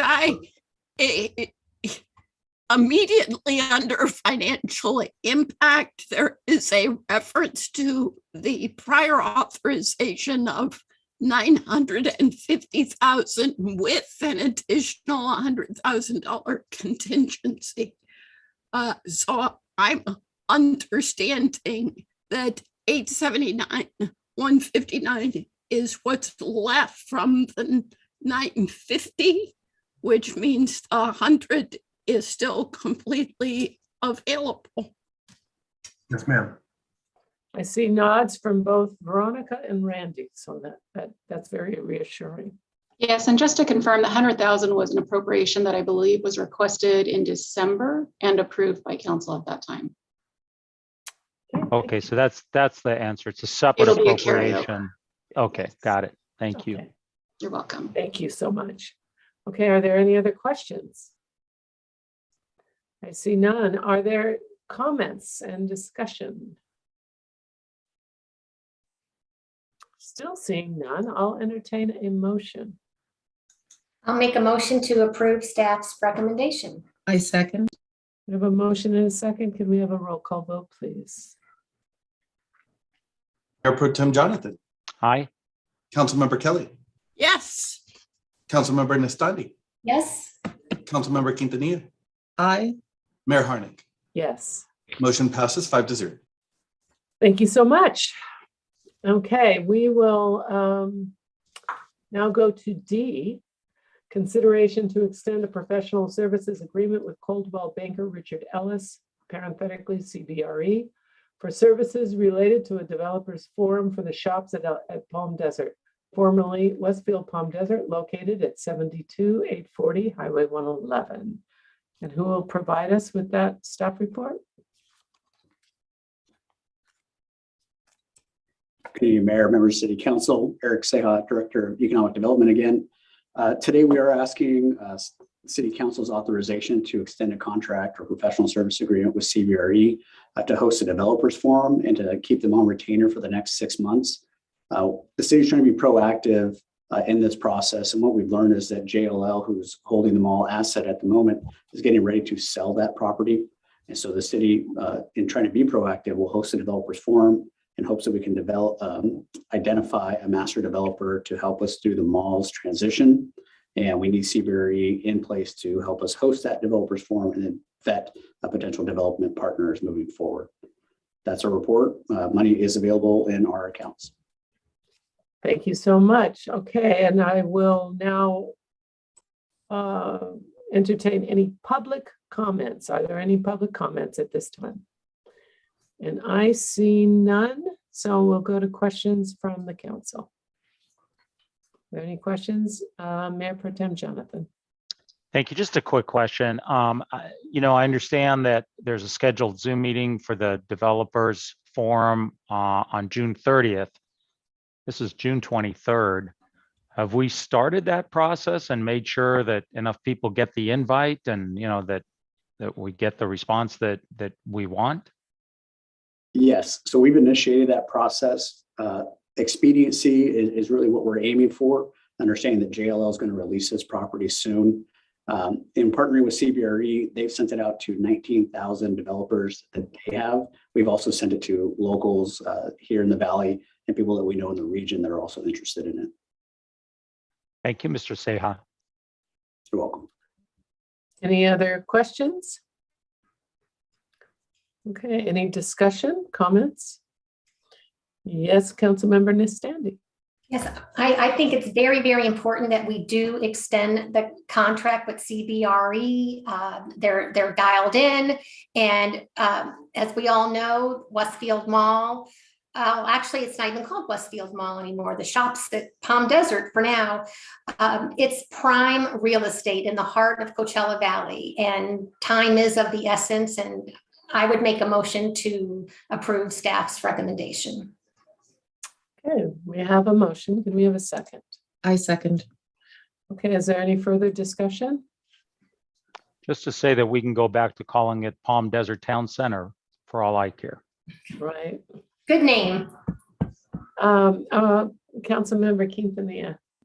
Thank you, Madam Mayor. Not a question, but just gratitude for staff. I know that this has been a migraine, not just a headache. This has required a whole lot of hard work, and for Todd as well. I know this is some tough negotiations. So thank you for all you do and for getting us this far. I greatly appreciate it.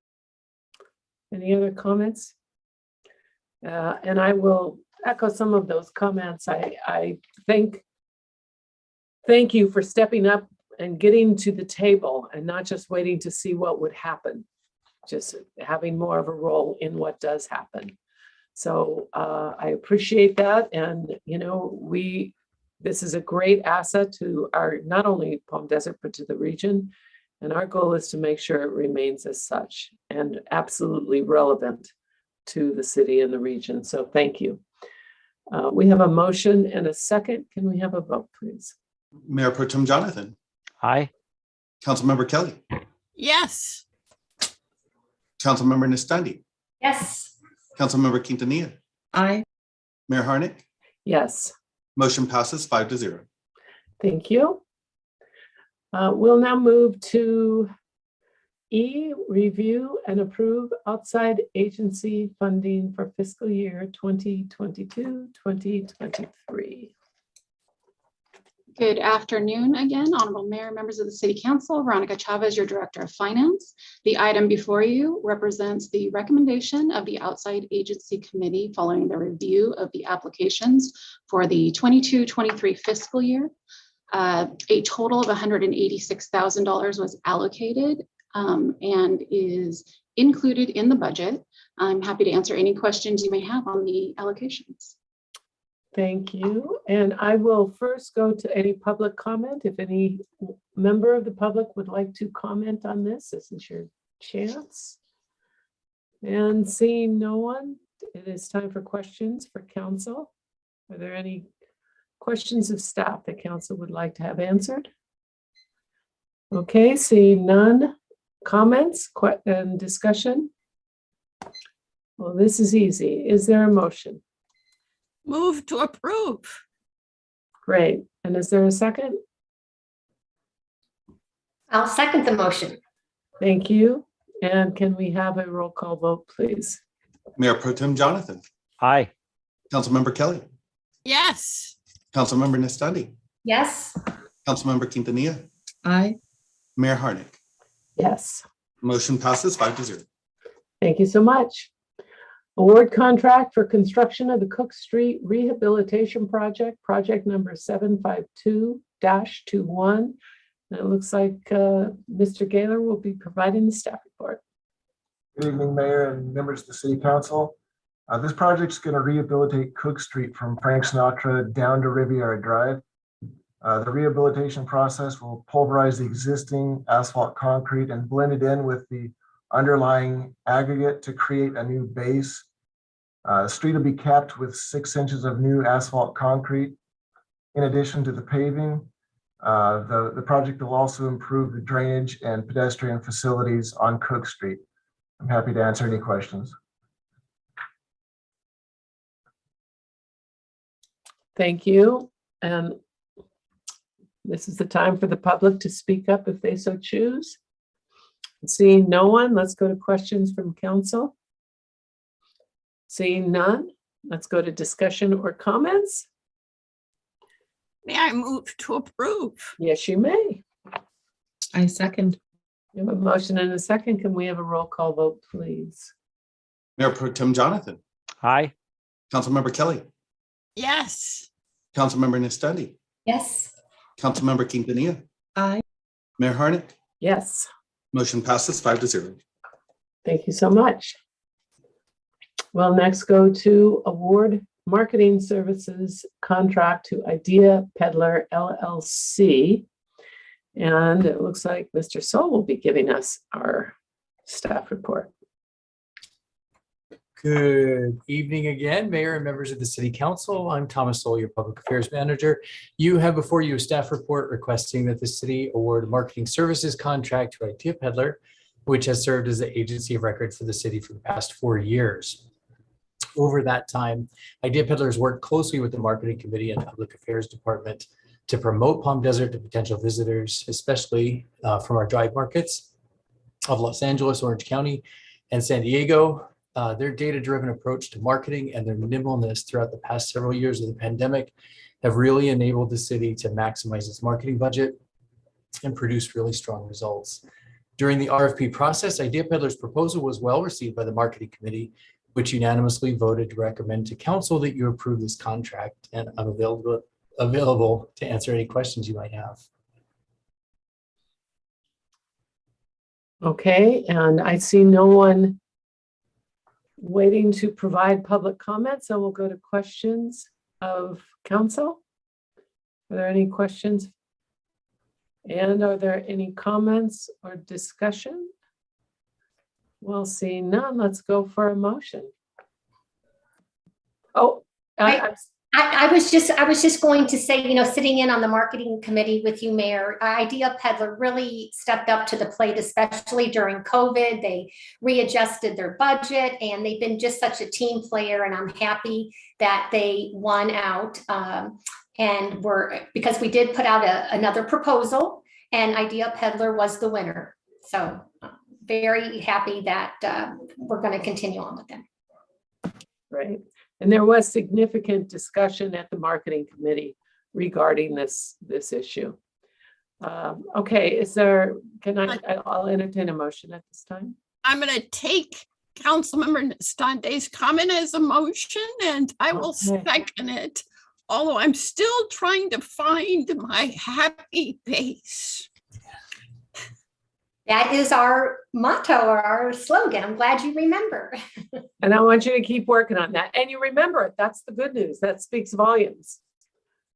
Okay, so we have a motion and a second. Can we have a roll call vote, please? Mayor Pro Tem Jonathan, Aye. Councilmember Kelly, Yes. Councilmember Nistandi, Yes. Councilmember Quintanilla. Aye. Mayor Harnick. Yes. Motion passes 5-0. Great, thank you. We'll go to H, authorize request for proposal for Lupin Plaza and appropriate funding in the amount of $4 million for final design and construction. Who will be giving us that staff report? Good evening, Honorable Mayor and City Council members. I'm Deborah Glickman, Management Analyst in the Economic Development Department. Before you tonight is a request for funding for a permanent Lupin Plaza, as well as the funding in the amount of $4 million, as well as a request to go to RFP for any services needed for the permanent plaza. That could include and will include construction drawings, CEQA analysis, and a traffic study, and in engineering, anything else that's needed, as well as a direction, providing staff with direction on whether or not to seek grants for this project. With that, I'm going to go ahead and share my screen and give you a little bit of a PowerPoint presentation here. Just a touch of background on the project to jog your memory. Here we go. There's a request. Project overview. As you know, the street was shut down for COVID-19 to allow for outdoor dining just north of El Paseo on Lupin Plaza. The plaza remained in place till December 2021. and included tables, chairs, umbrellas, and really used a lot of sort of emergency tables and chairs, nothing that would be permanently there, really temporary settings for that area.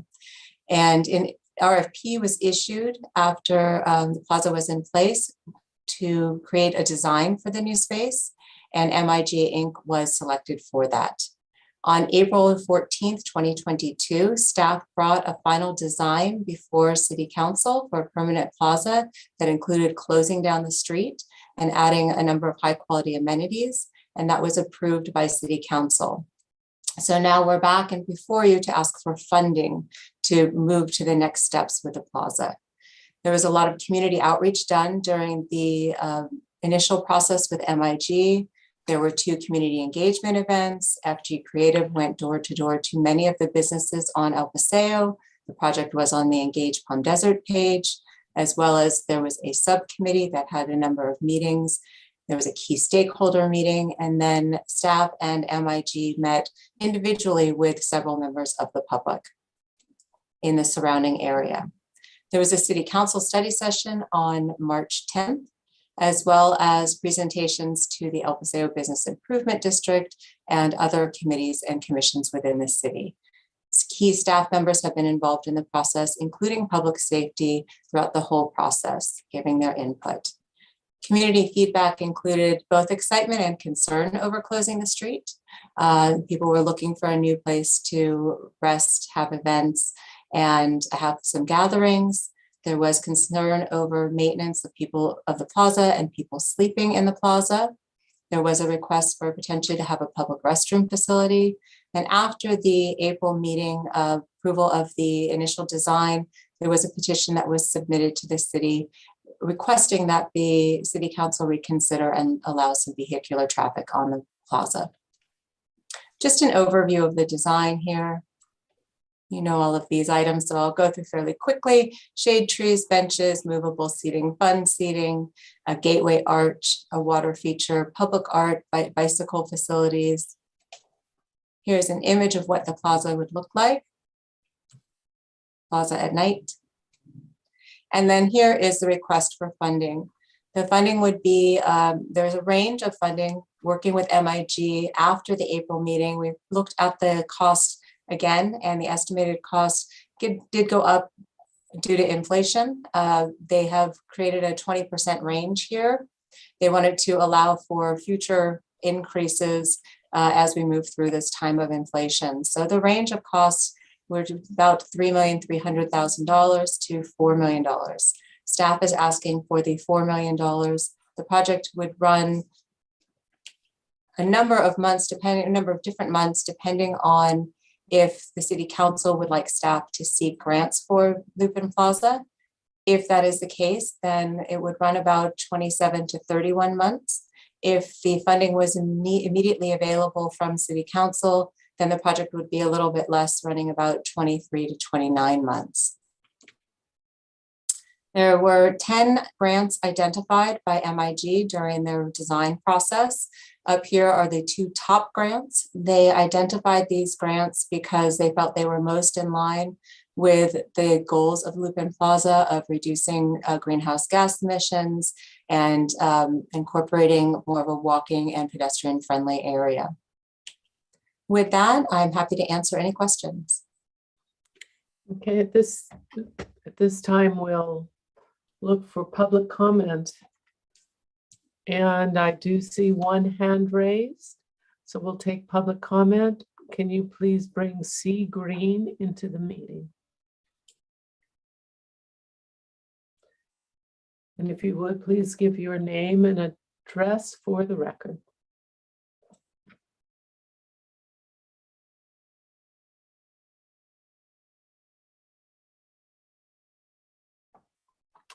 Yes, my name is Kathy Green, address 73400 El Paseo. I actually work for the owner of El Paseo Square, and I have a couple. Can you hear me? Yes. Okay. The first is a couple questions. I was wondering if there's any documentation for the MIG outreach that was conducted. It says here that there was an individual meeting with the owners of El Paseo Square, and that did not happen. And I don't believe there was an individual meeting with Coda Gallery either. And I've talked to many businesses around the area, surrounding businesses, and I didn't find anyone that had any positive feedback. So I'd be curious as to who the 8 businesses were that were spoken to. As well as I'm wondering what consideration is going to be given to that petition. There was 39 surrounding businesses against this and more than 70 signatures. So it seems too significant to be ignored. This has been a safety issue for us since the beginning. Because it was closed off, the cars were using our center as a thoroughfare from Lupine to San Pablo. There was a couple of near accidents with pedestrians. There's issues with loading, not just for Coda, but all of our tenants that use 53-foot trailers along El Paseo, all the restaurants there. I don't know how they're going to safely load given this will be cut off now. We had a documented increase in incidents with homeless people until it was taken down.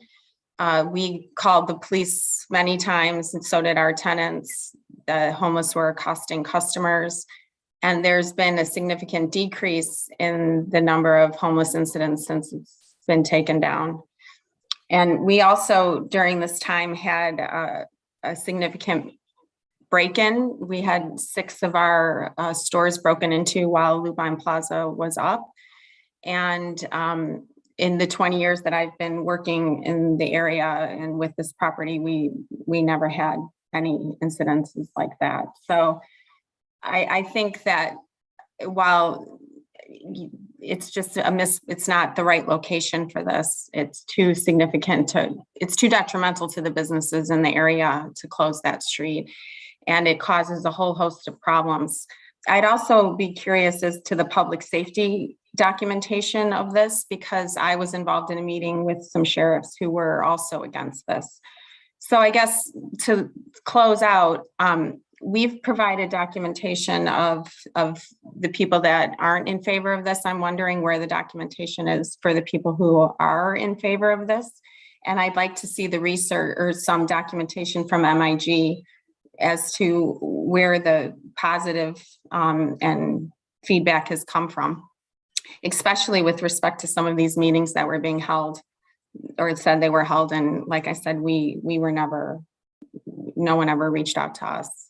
Okay, thank you for your comments. We have another member of the public who'd like to speak. Samuel Heaton, please.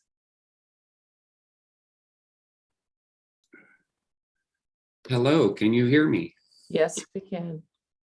Okay, I am Sam Heaton, Gallery Director of Coda Gallery, 73400 El Paseo at the corner of Lupin Lane. The city's staff report, which was included as an attachment to the agenda, says key feedback received from the community includes an interest in a permanent plaza that is closed to the vehicular traffic. With all due respect, I would like to know who this key feedback came from, as well as any businesses who wanted to close the street. I don't know of any support for closing Lupin Lane to vehicular.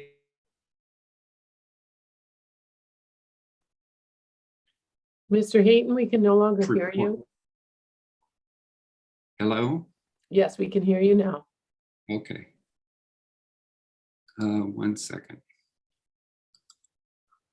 I was present for, I believe, 2 of the Zoom meetings included in the city staff report. Apparently, nobody was listening to the feedback if the final proposal is closing Lupin Lane permanently. I never heard anyone who was in favor of that proposal. In those Zoom meetings, one of Coda's objections was that we have semi-trucks with 50-foot trailers delivering and picking up sculpture on Lupin Lane that can weigh 1,000 pounds or more. A semi with a 50-foot trailer cannot access Lupin Lane with the current proposal, let alone turn around. I have never been interviewed by FG Creative, but I understood from the last city council meeting that they were collecting feedback. So I sent them pictures to Joe to show just how big these semi trucks were in our Lupin loading area. I hope the city council received those pictures. Coda has sculptures, which is shown for sale on Lupin Lane. And when the temporary plaza was installed in 2020, it had a detrimental effect on business. Lupin sculpture sales dropped because no cars could drive by to see what was available. When the temporary plaza was removed in December 2021, sculpture sales increased to previous levels. As a result of the last city's council meeting on April 14th, we organized another petition objecting to the current proposal, which was signed by 70 individuals from 39 El Paseo area businesses.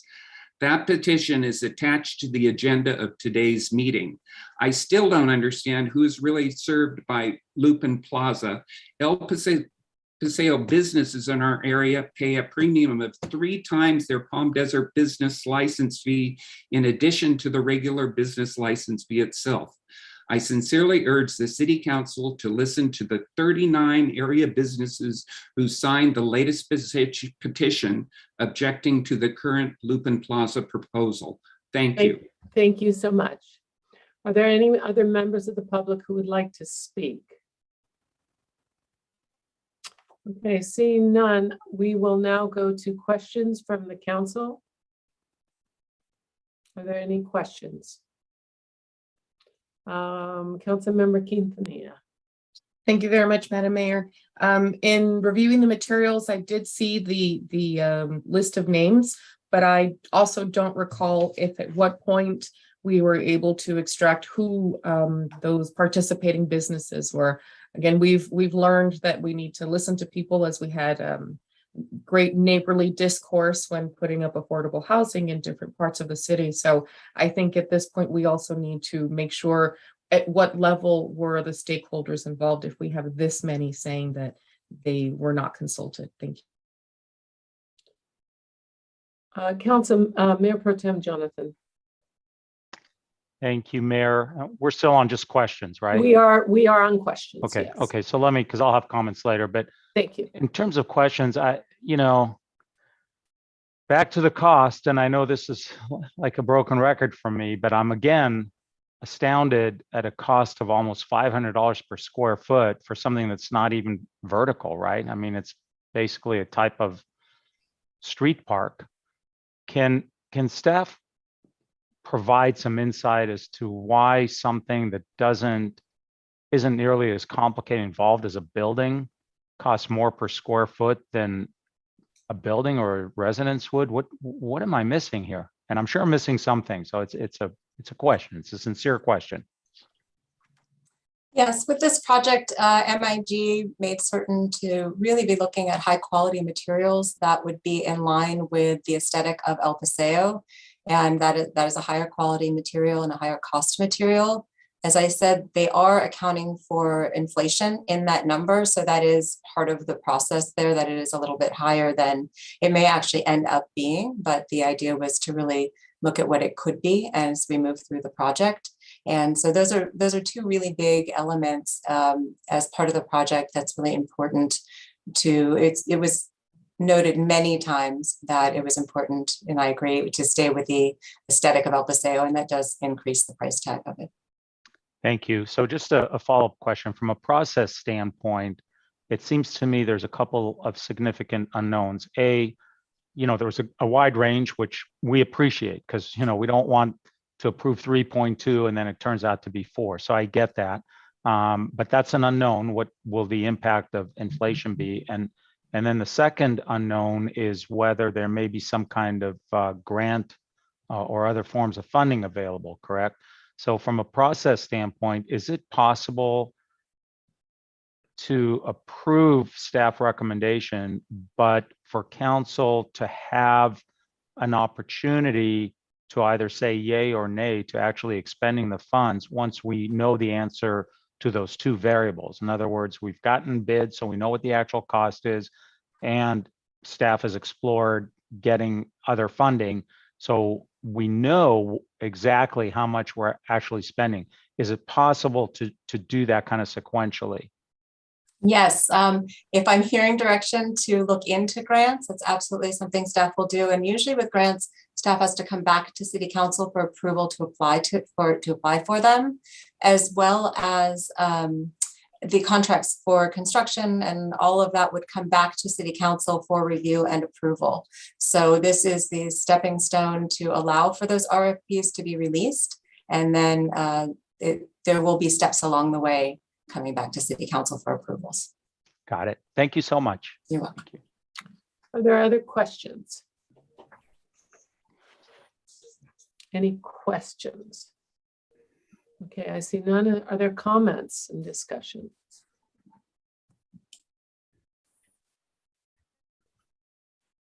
Yes, Councilmember Kelly. We did have 2 council members, as I recall, who were a subcommittee participating in the public outreach. And I would be interested to hear from the 2 of you about your perceptions of the public outreach. Great, and I see our attorney has his hand up, so I'd like to take that first. Yeah, if I may, I don't believe that we've completed CEQA review of this project. So, I mean, it will end up having to come back for final approval. I believe that's the case, right? So, I mean, whatever we do tonight is preliminary and contingent on, you know, the outcome of the CEQA. So, thank you. Thank you. Yes, Councilmember Nastandi. Yes, I was just going to say, I am on that subcommittee and sat in on a handful of meetings and actually met at Lupin Plaza. And I don't have the list in front of me, but we did do community outreach and did have affirmative responses from some of the El Paseo businesses, including, I believe, Mr. Klein of the Gardens. And we received input from him and others. I just don't have the list in front of me.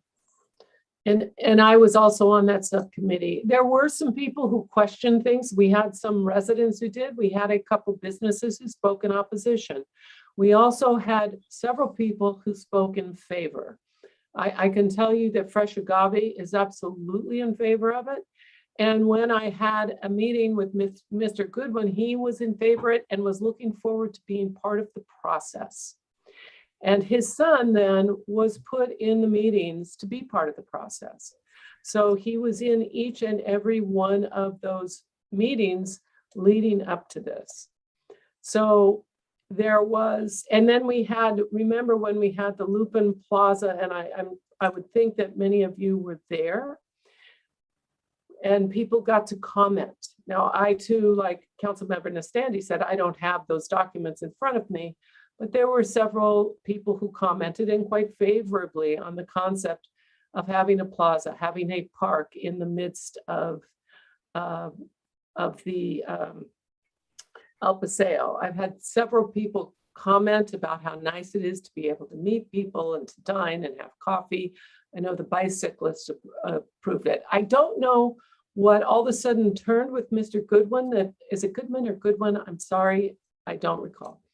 But I don't know what turned him, because he was in favor of it. So whatever it was, he has worked long and hard now to turn other people against it. I am not sure why. With the reassurances we've had with the sheriff, they have assured us that they are able to handle the situations well, between cameras, patrols, and other sorts of things. So what I heard were, yes, there was some negative, there was an issue with they wouldn't be able to deliver goods. Then the designers accommodated that request to be able to deliver goods and negated that issue. So those are the things I know. I don't understand what has turned this, where people would take so much time and energy to turn other people against it when they were before they were for it. So I don't know what this is genuinely, what the impetus of this is. But I do see Councilmember Quintanilla's hand up. Thank you so much, Madam Mayor. That's a whole lot of context of what's happened over time, and I greatly appreciate that. As the discussion swirled about, one of the points mentioned is that homelessness has decreased ever since removing the temporary allotment or closure. I'm wondering if maybe that decline is actually because we have funded the Hope Team more and there's been a lot more successful outreach. So I understand that that was a change, a drastic change, but I'd also like to think that maybe we deserve some of the credit for being proactive and reaching out to our unsheltered residents in conjunction with the social workers and law enforcement. So thank you. Thank you. And we did additionally increase patrol with an additional sheriff on El Paseo and ask them to watch El Paseo more. There has been increased effort. Mayor Pro Tem Jonathan, please. Yeah, thank you, Mayor. So look, here's the deal. I got to tell you, I'm floored. I'm surprised.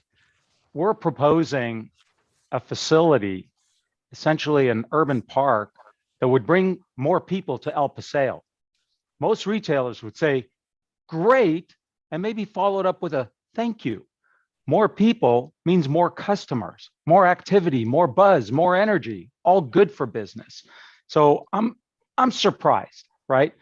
On the other hand, I heard some concerns, whether it's homelessness, whether it's access issues, and I would encourage staff to continue to explore those issues and of course, craft solutions. I do agree with Councilmember Quintanilla. We both sit on the homeless task force. We're making some progress. We're making headway. So, you know, when homelessness events increase, when they decrease, I don't know that you can exactly attribute that to, you know, a plaza. But we need to listen and we need to be as impactful in creating solutions as we can be, or should continue to be as impactful as possible. Look, this is a tremendous resource. El Paseo, frankly, is bigger than the 1 mile stretch. It's a huge resource for the entire city. And I think we have to take into consideration the input of the merchants, but also look at the bigger picture and make El Paseo as special as it can be. And especially in terms of being a go-to place, right? And bringing pedestrian traffic and cycling and special events and so forth. So I think this is a huge win for the city and for El Paseo and for the merchants. So I'm in favor. I do think that, and I'm reassured by the comments of staff and legal counsel, before we actually write a check, we need to understand how much we're going to be spending. The proposal considers as much as $4 million out of our general fund reserves. And tonight alone, we're considering as much as $7 million out of that general fund reserve. And the projections that our finance department has provided show it decreasing very significantly. So we need to pay attention to that. And for that reason and other reasons, I'm in favor of moving forward, but I appreciate the opportunity to make a final decision about writing the actual check once we know what the actual cost to the city will be. Thank you. And following the CEQA analysis as well. Councilmember Kelly. I have a tardy question, so hopefully staff is still available for that. When we approved taking the next step back in April, my memory is that that was expressly conditioned upon making some adjustments to address the Coda Gallery's delivery issues. And can you tell me what, if any, changes came about as a result of that?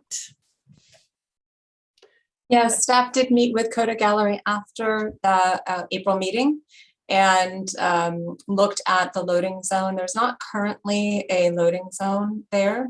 And so this will be a permanent loading zone for them.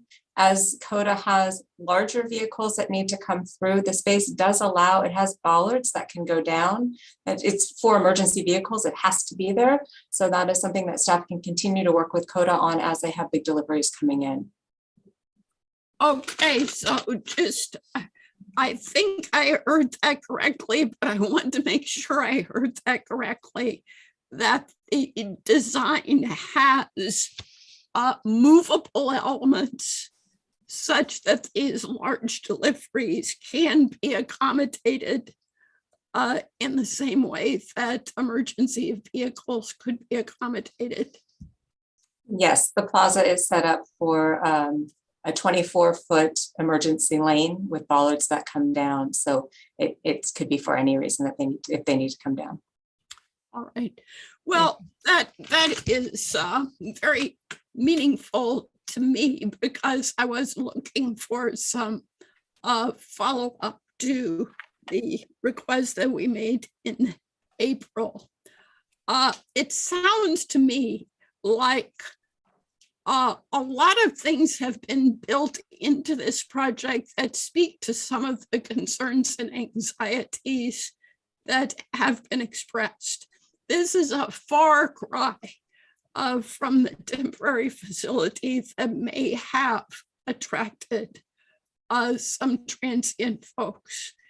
And as Mayor Arnick explained, this much classier installation comes with permanent security elements that should make it a much less attractive place for people to gather who don't want to be noticed. That's just one example.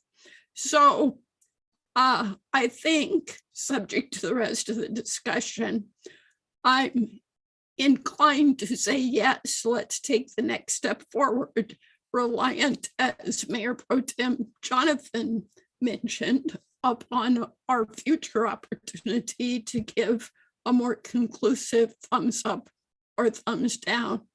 And frankly, when that future opportunity arrives, intervening facts may inform us about whether this is really what we want to spend potentially $4 million on at this point in time. I hope intervening events will be positive, but current events are full of surprises. So that's my current expected vote, and I join in the request for exploration of grant sources, since that would be highly relevant and only seems to add 2 months to the timeline potentially if we're successful in receiving a grant. Councilmember Quintanilla, please. Thank you, Madam Mayor. I recently read, I don't know if it was online or in one of the publications, that I believe it was Section 108 that would allow the city to expand and capitalize a little bit more on the community block grants, and was wondering if this is anywhere where this could potentially be used to close any gaps. So I'm not sure if that would allow for shifting of different funds so that we can have a more solid foundation on funding as things will change. We've seen over the last few months how much the staggering costs continue to rise. So is that an option, or something to keep thinking on for later? Thank you.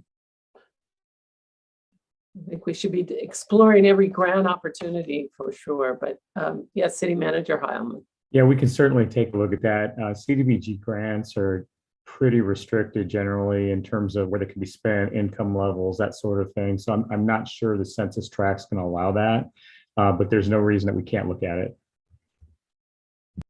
Thank you. Thank you. Are there any other comments or discussion? Okay, at this point, I want to assure, I do see that 2 hands are up from the public to speak.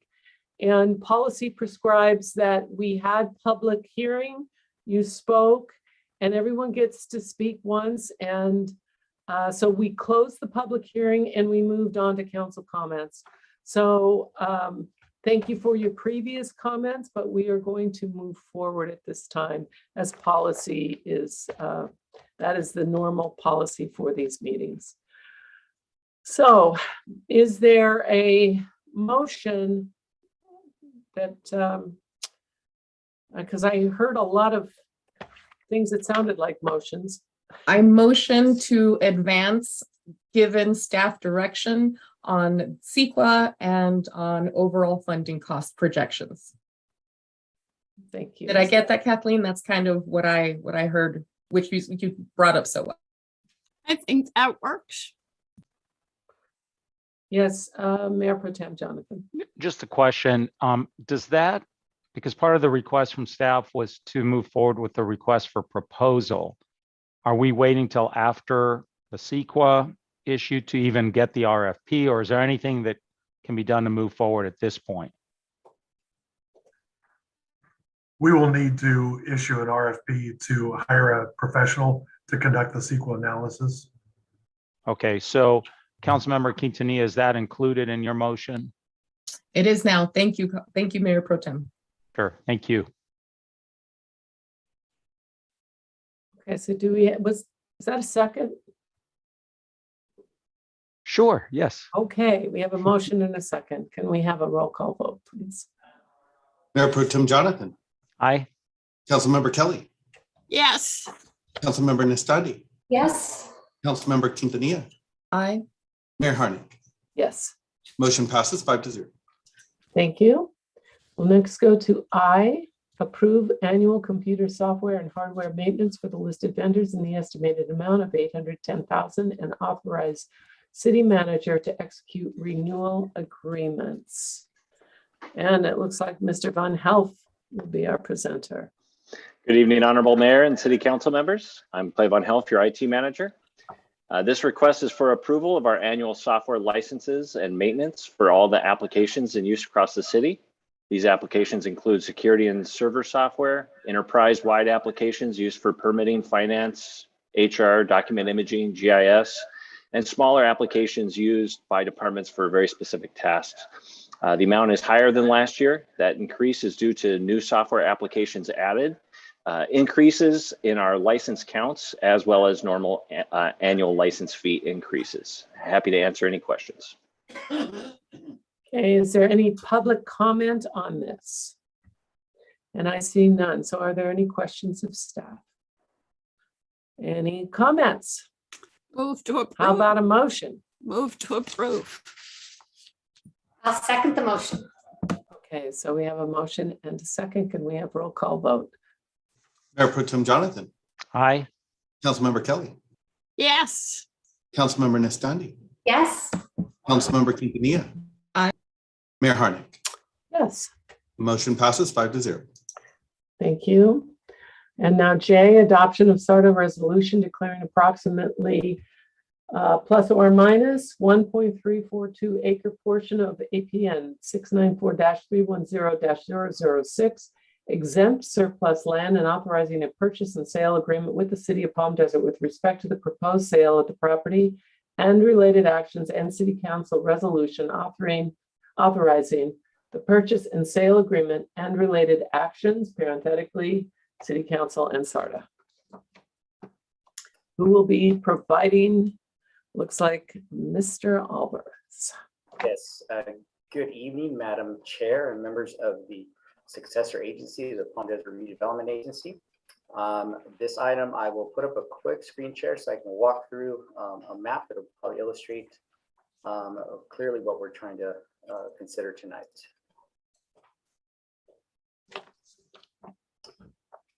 Can everybody see that map? Not yet, yes. Okay, so as you know, the successor agency staff has been active in disposing of former redevelopment agency properties known as successor agency properties as part of the long-range property management plan.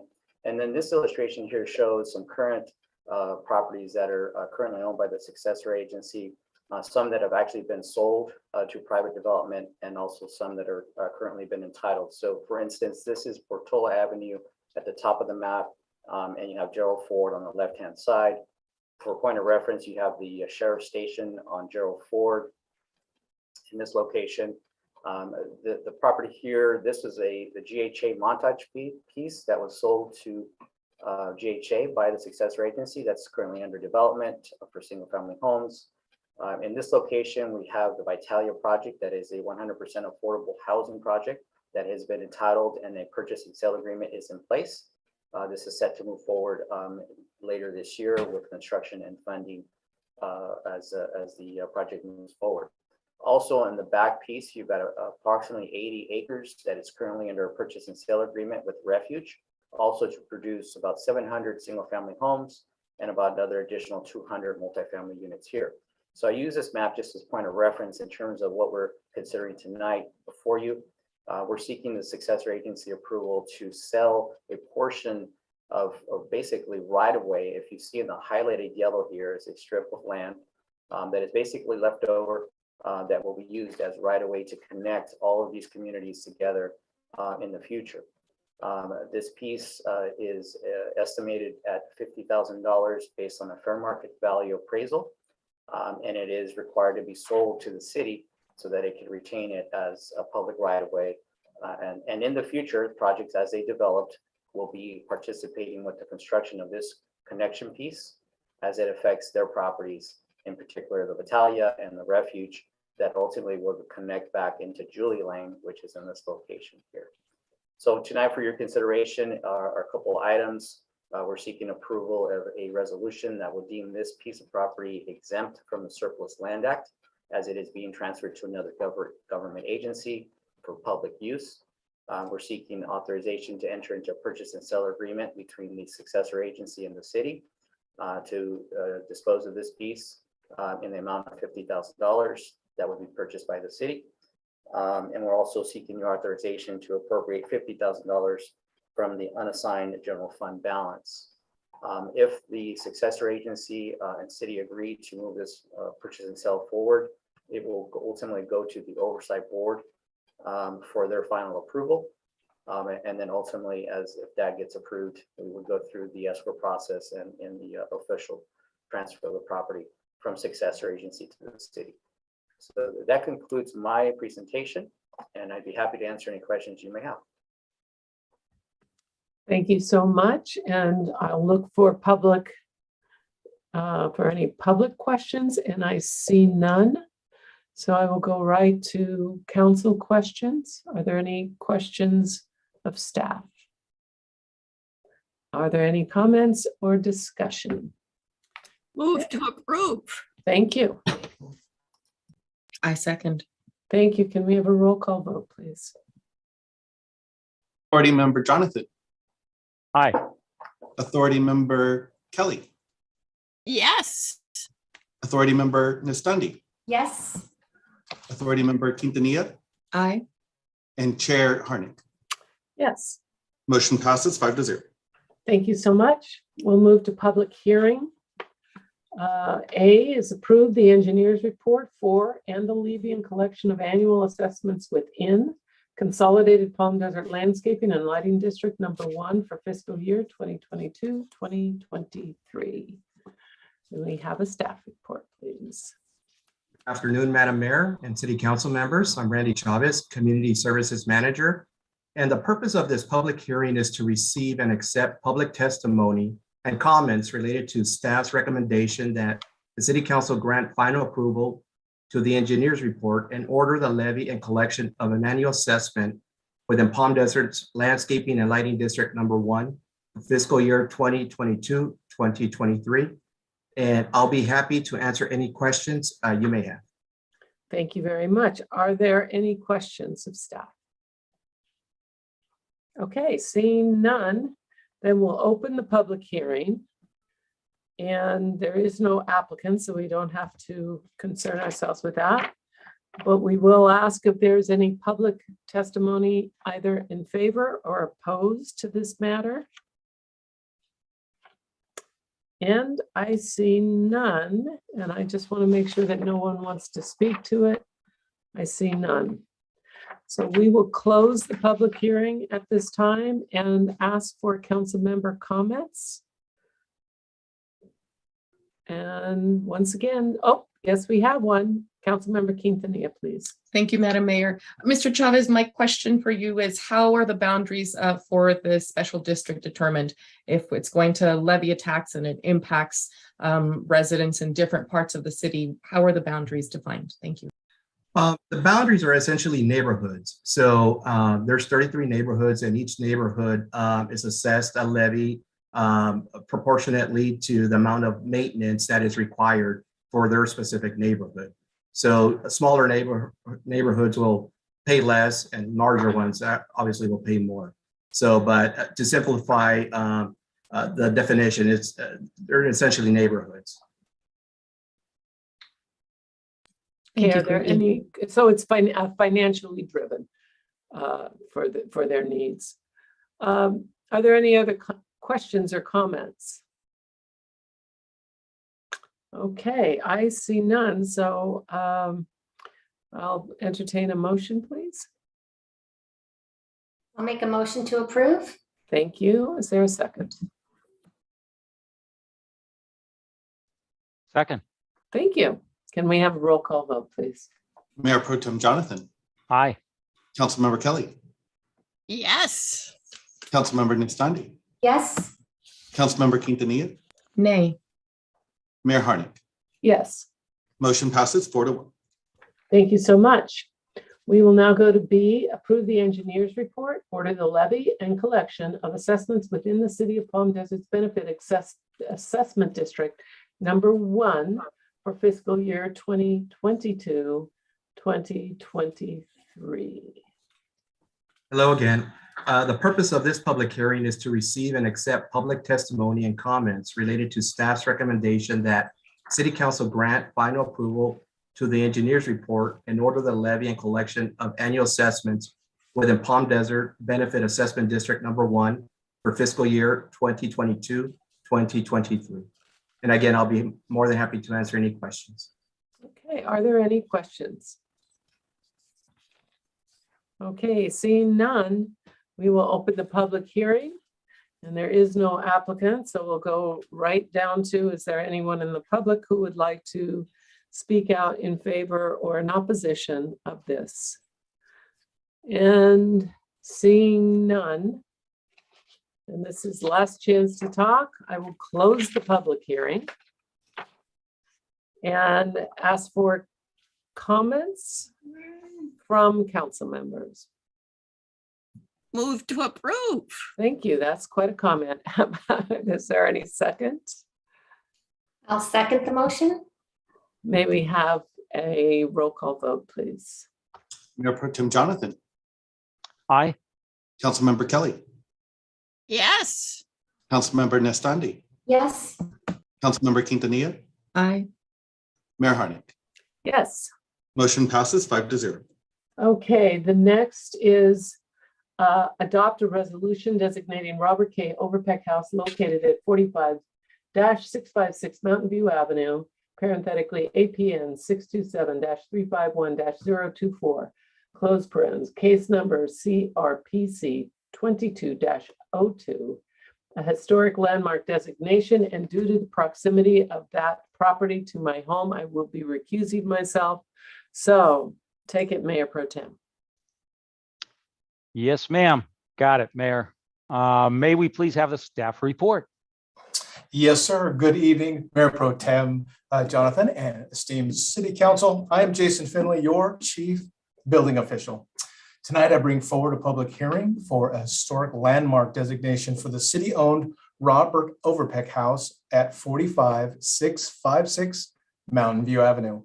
May 31st, the Cultural Resources Preservation Committee conducted a public hearing and unanimously recommended nominating this property.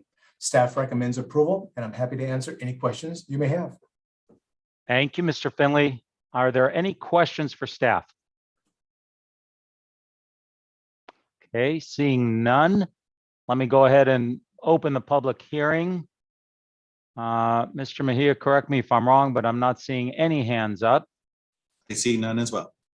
We'll go ahead and close the public hearing. Any comments? Any motions? I will move to approve with great enthusiasm. I second with equal enthusiasm. And with great enthusiasm, there's a motion and second, and we'll call for the vote. Mayor Pro Tem Jonathan. Aye. Councilmember Kelly, Yes. Councilmember Nestandi, Yes. Councilmember Quintanilla. Aye. And Mayor Harnick is recused. Motion passes 4-0. Thank you so much.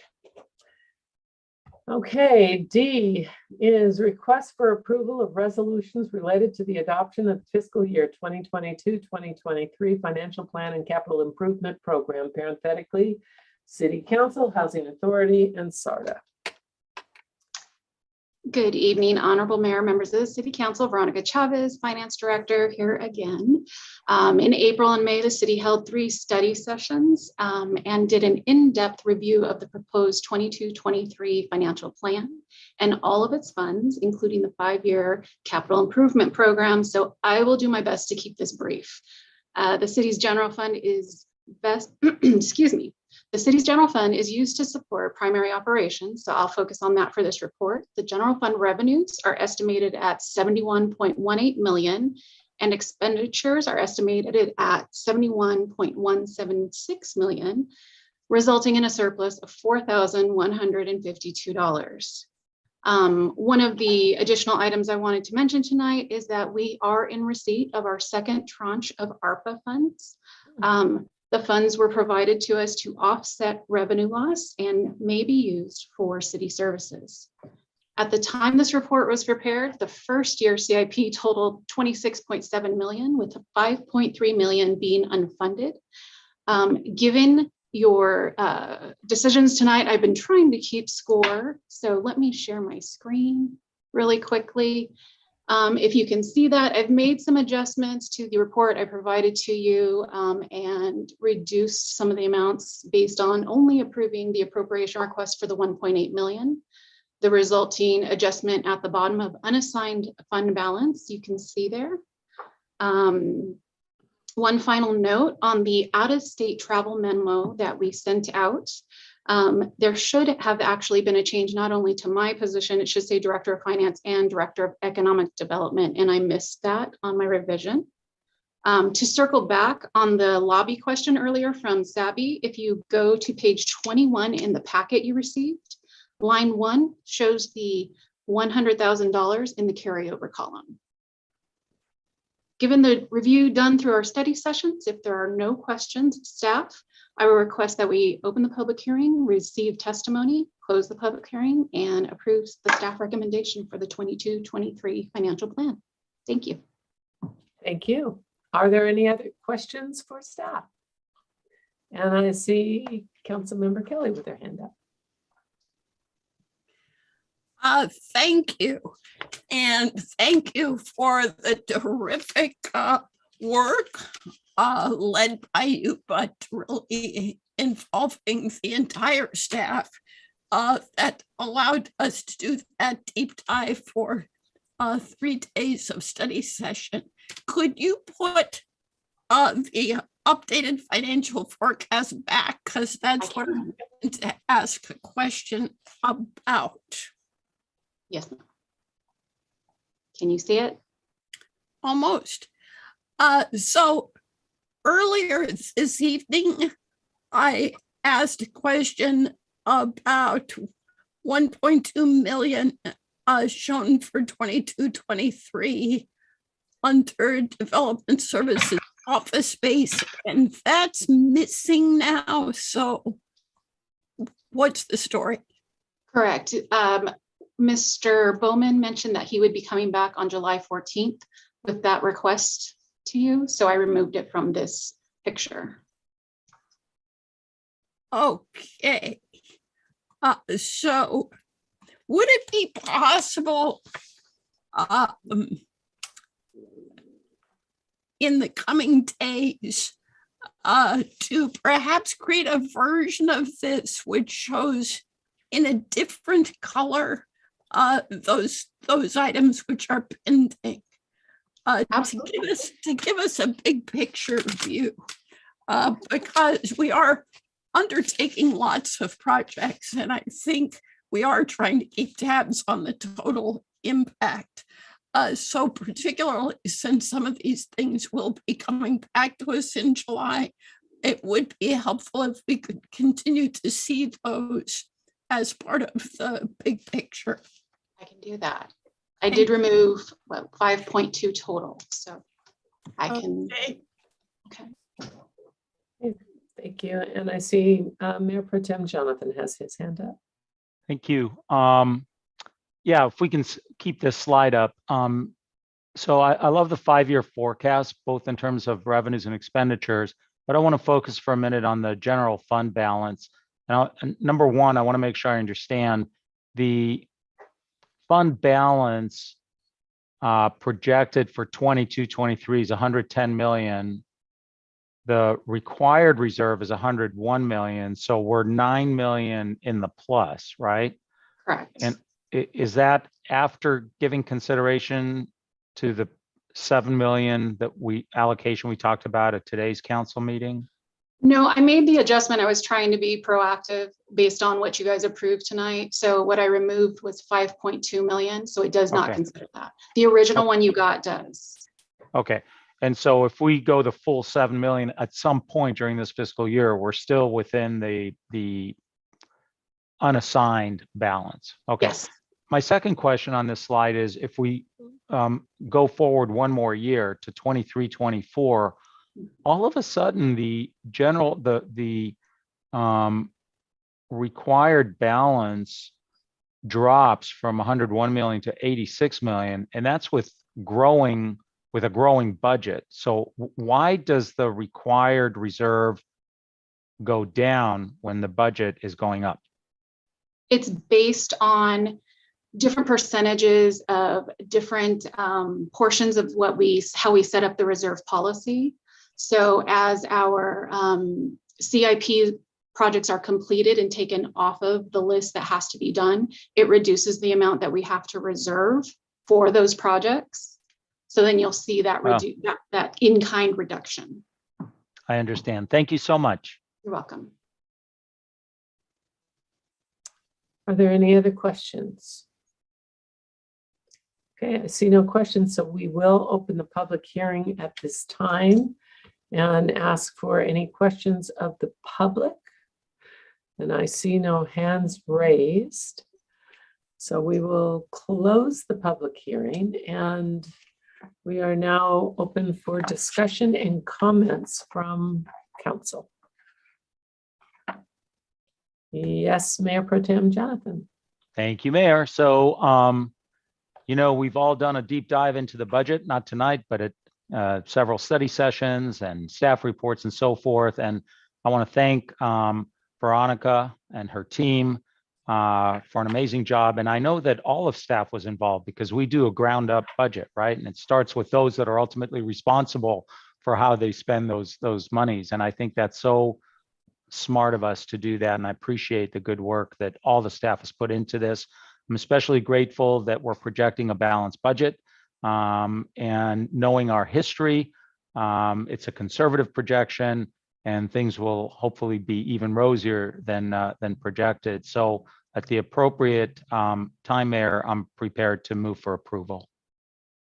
Okay, and I see Councilmember Quintania's hand up. Would you be so kind as to second that for discussion? Yes. Thank you. I said. No comments? Just making sure it looked like you were going to have something to share. And I didn't want to take a picture. Please. Okay, go. I echo the accolades and think it's just staff is wonderful. And that is my comment. Thank you. Great, thank Mayor you. Pro Tem, you said it all. Great. Are there any other comments or questions? Okay, then we have a motion and a second. And at this time, I also will say the work that's done is incredible on our finance. It makes it, all of us, we can go along with the conversation. We understand it well. And whenever we have any questions, you always take your time to make sure we understand it. So thank you for that. And thank you for making it such a really easily digestible document. And even when we get to the charts for the public so they understand what we're doing, and it's so great that we can be so transparent. I appreciate that and thank you for that. So can we have a roll call vote, please? Mayor Pro Tem Jonathan. Aye. Councilmember Kelly. Yes. Councilmember Nestandi, Yes. Councilmember Quintanilla, Aye. Mayor Harnick. Yes, Motion passes 5-0. thank you so much.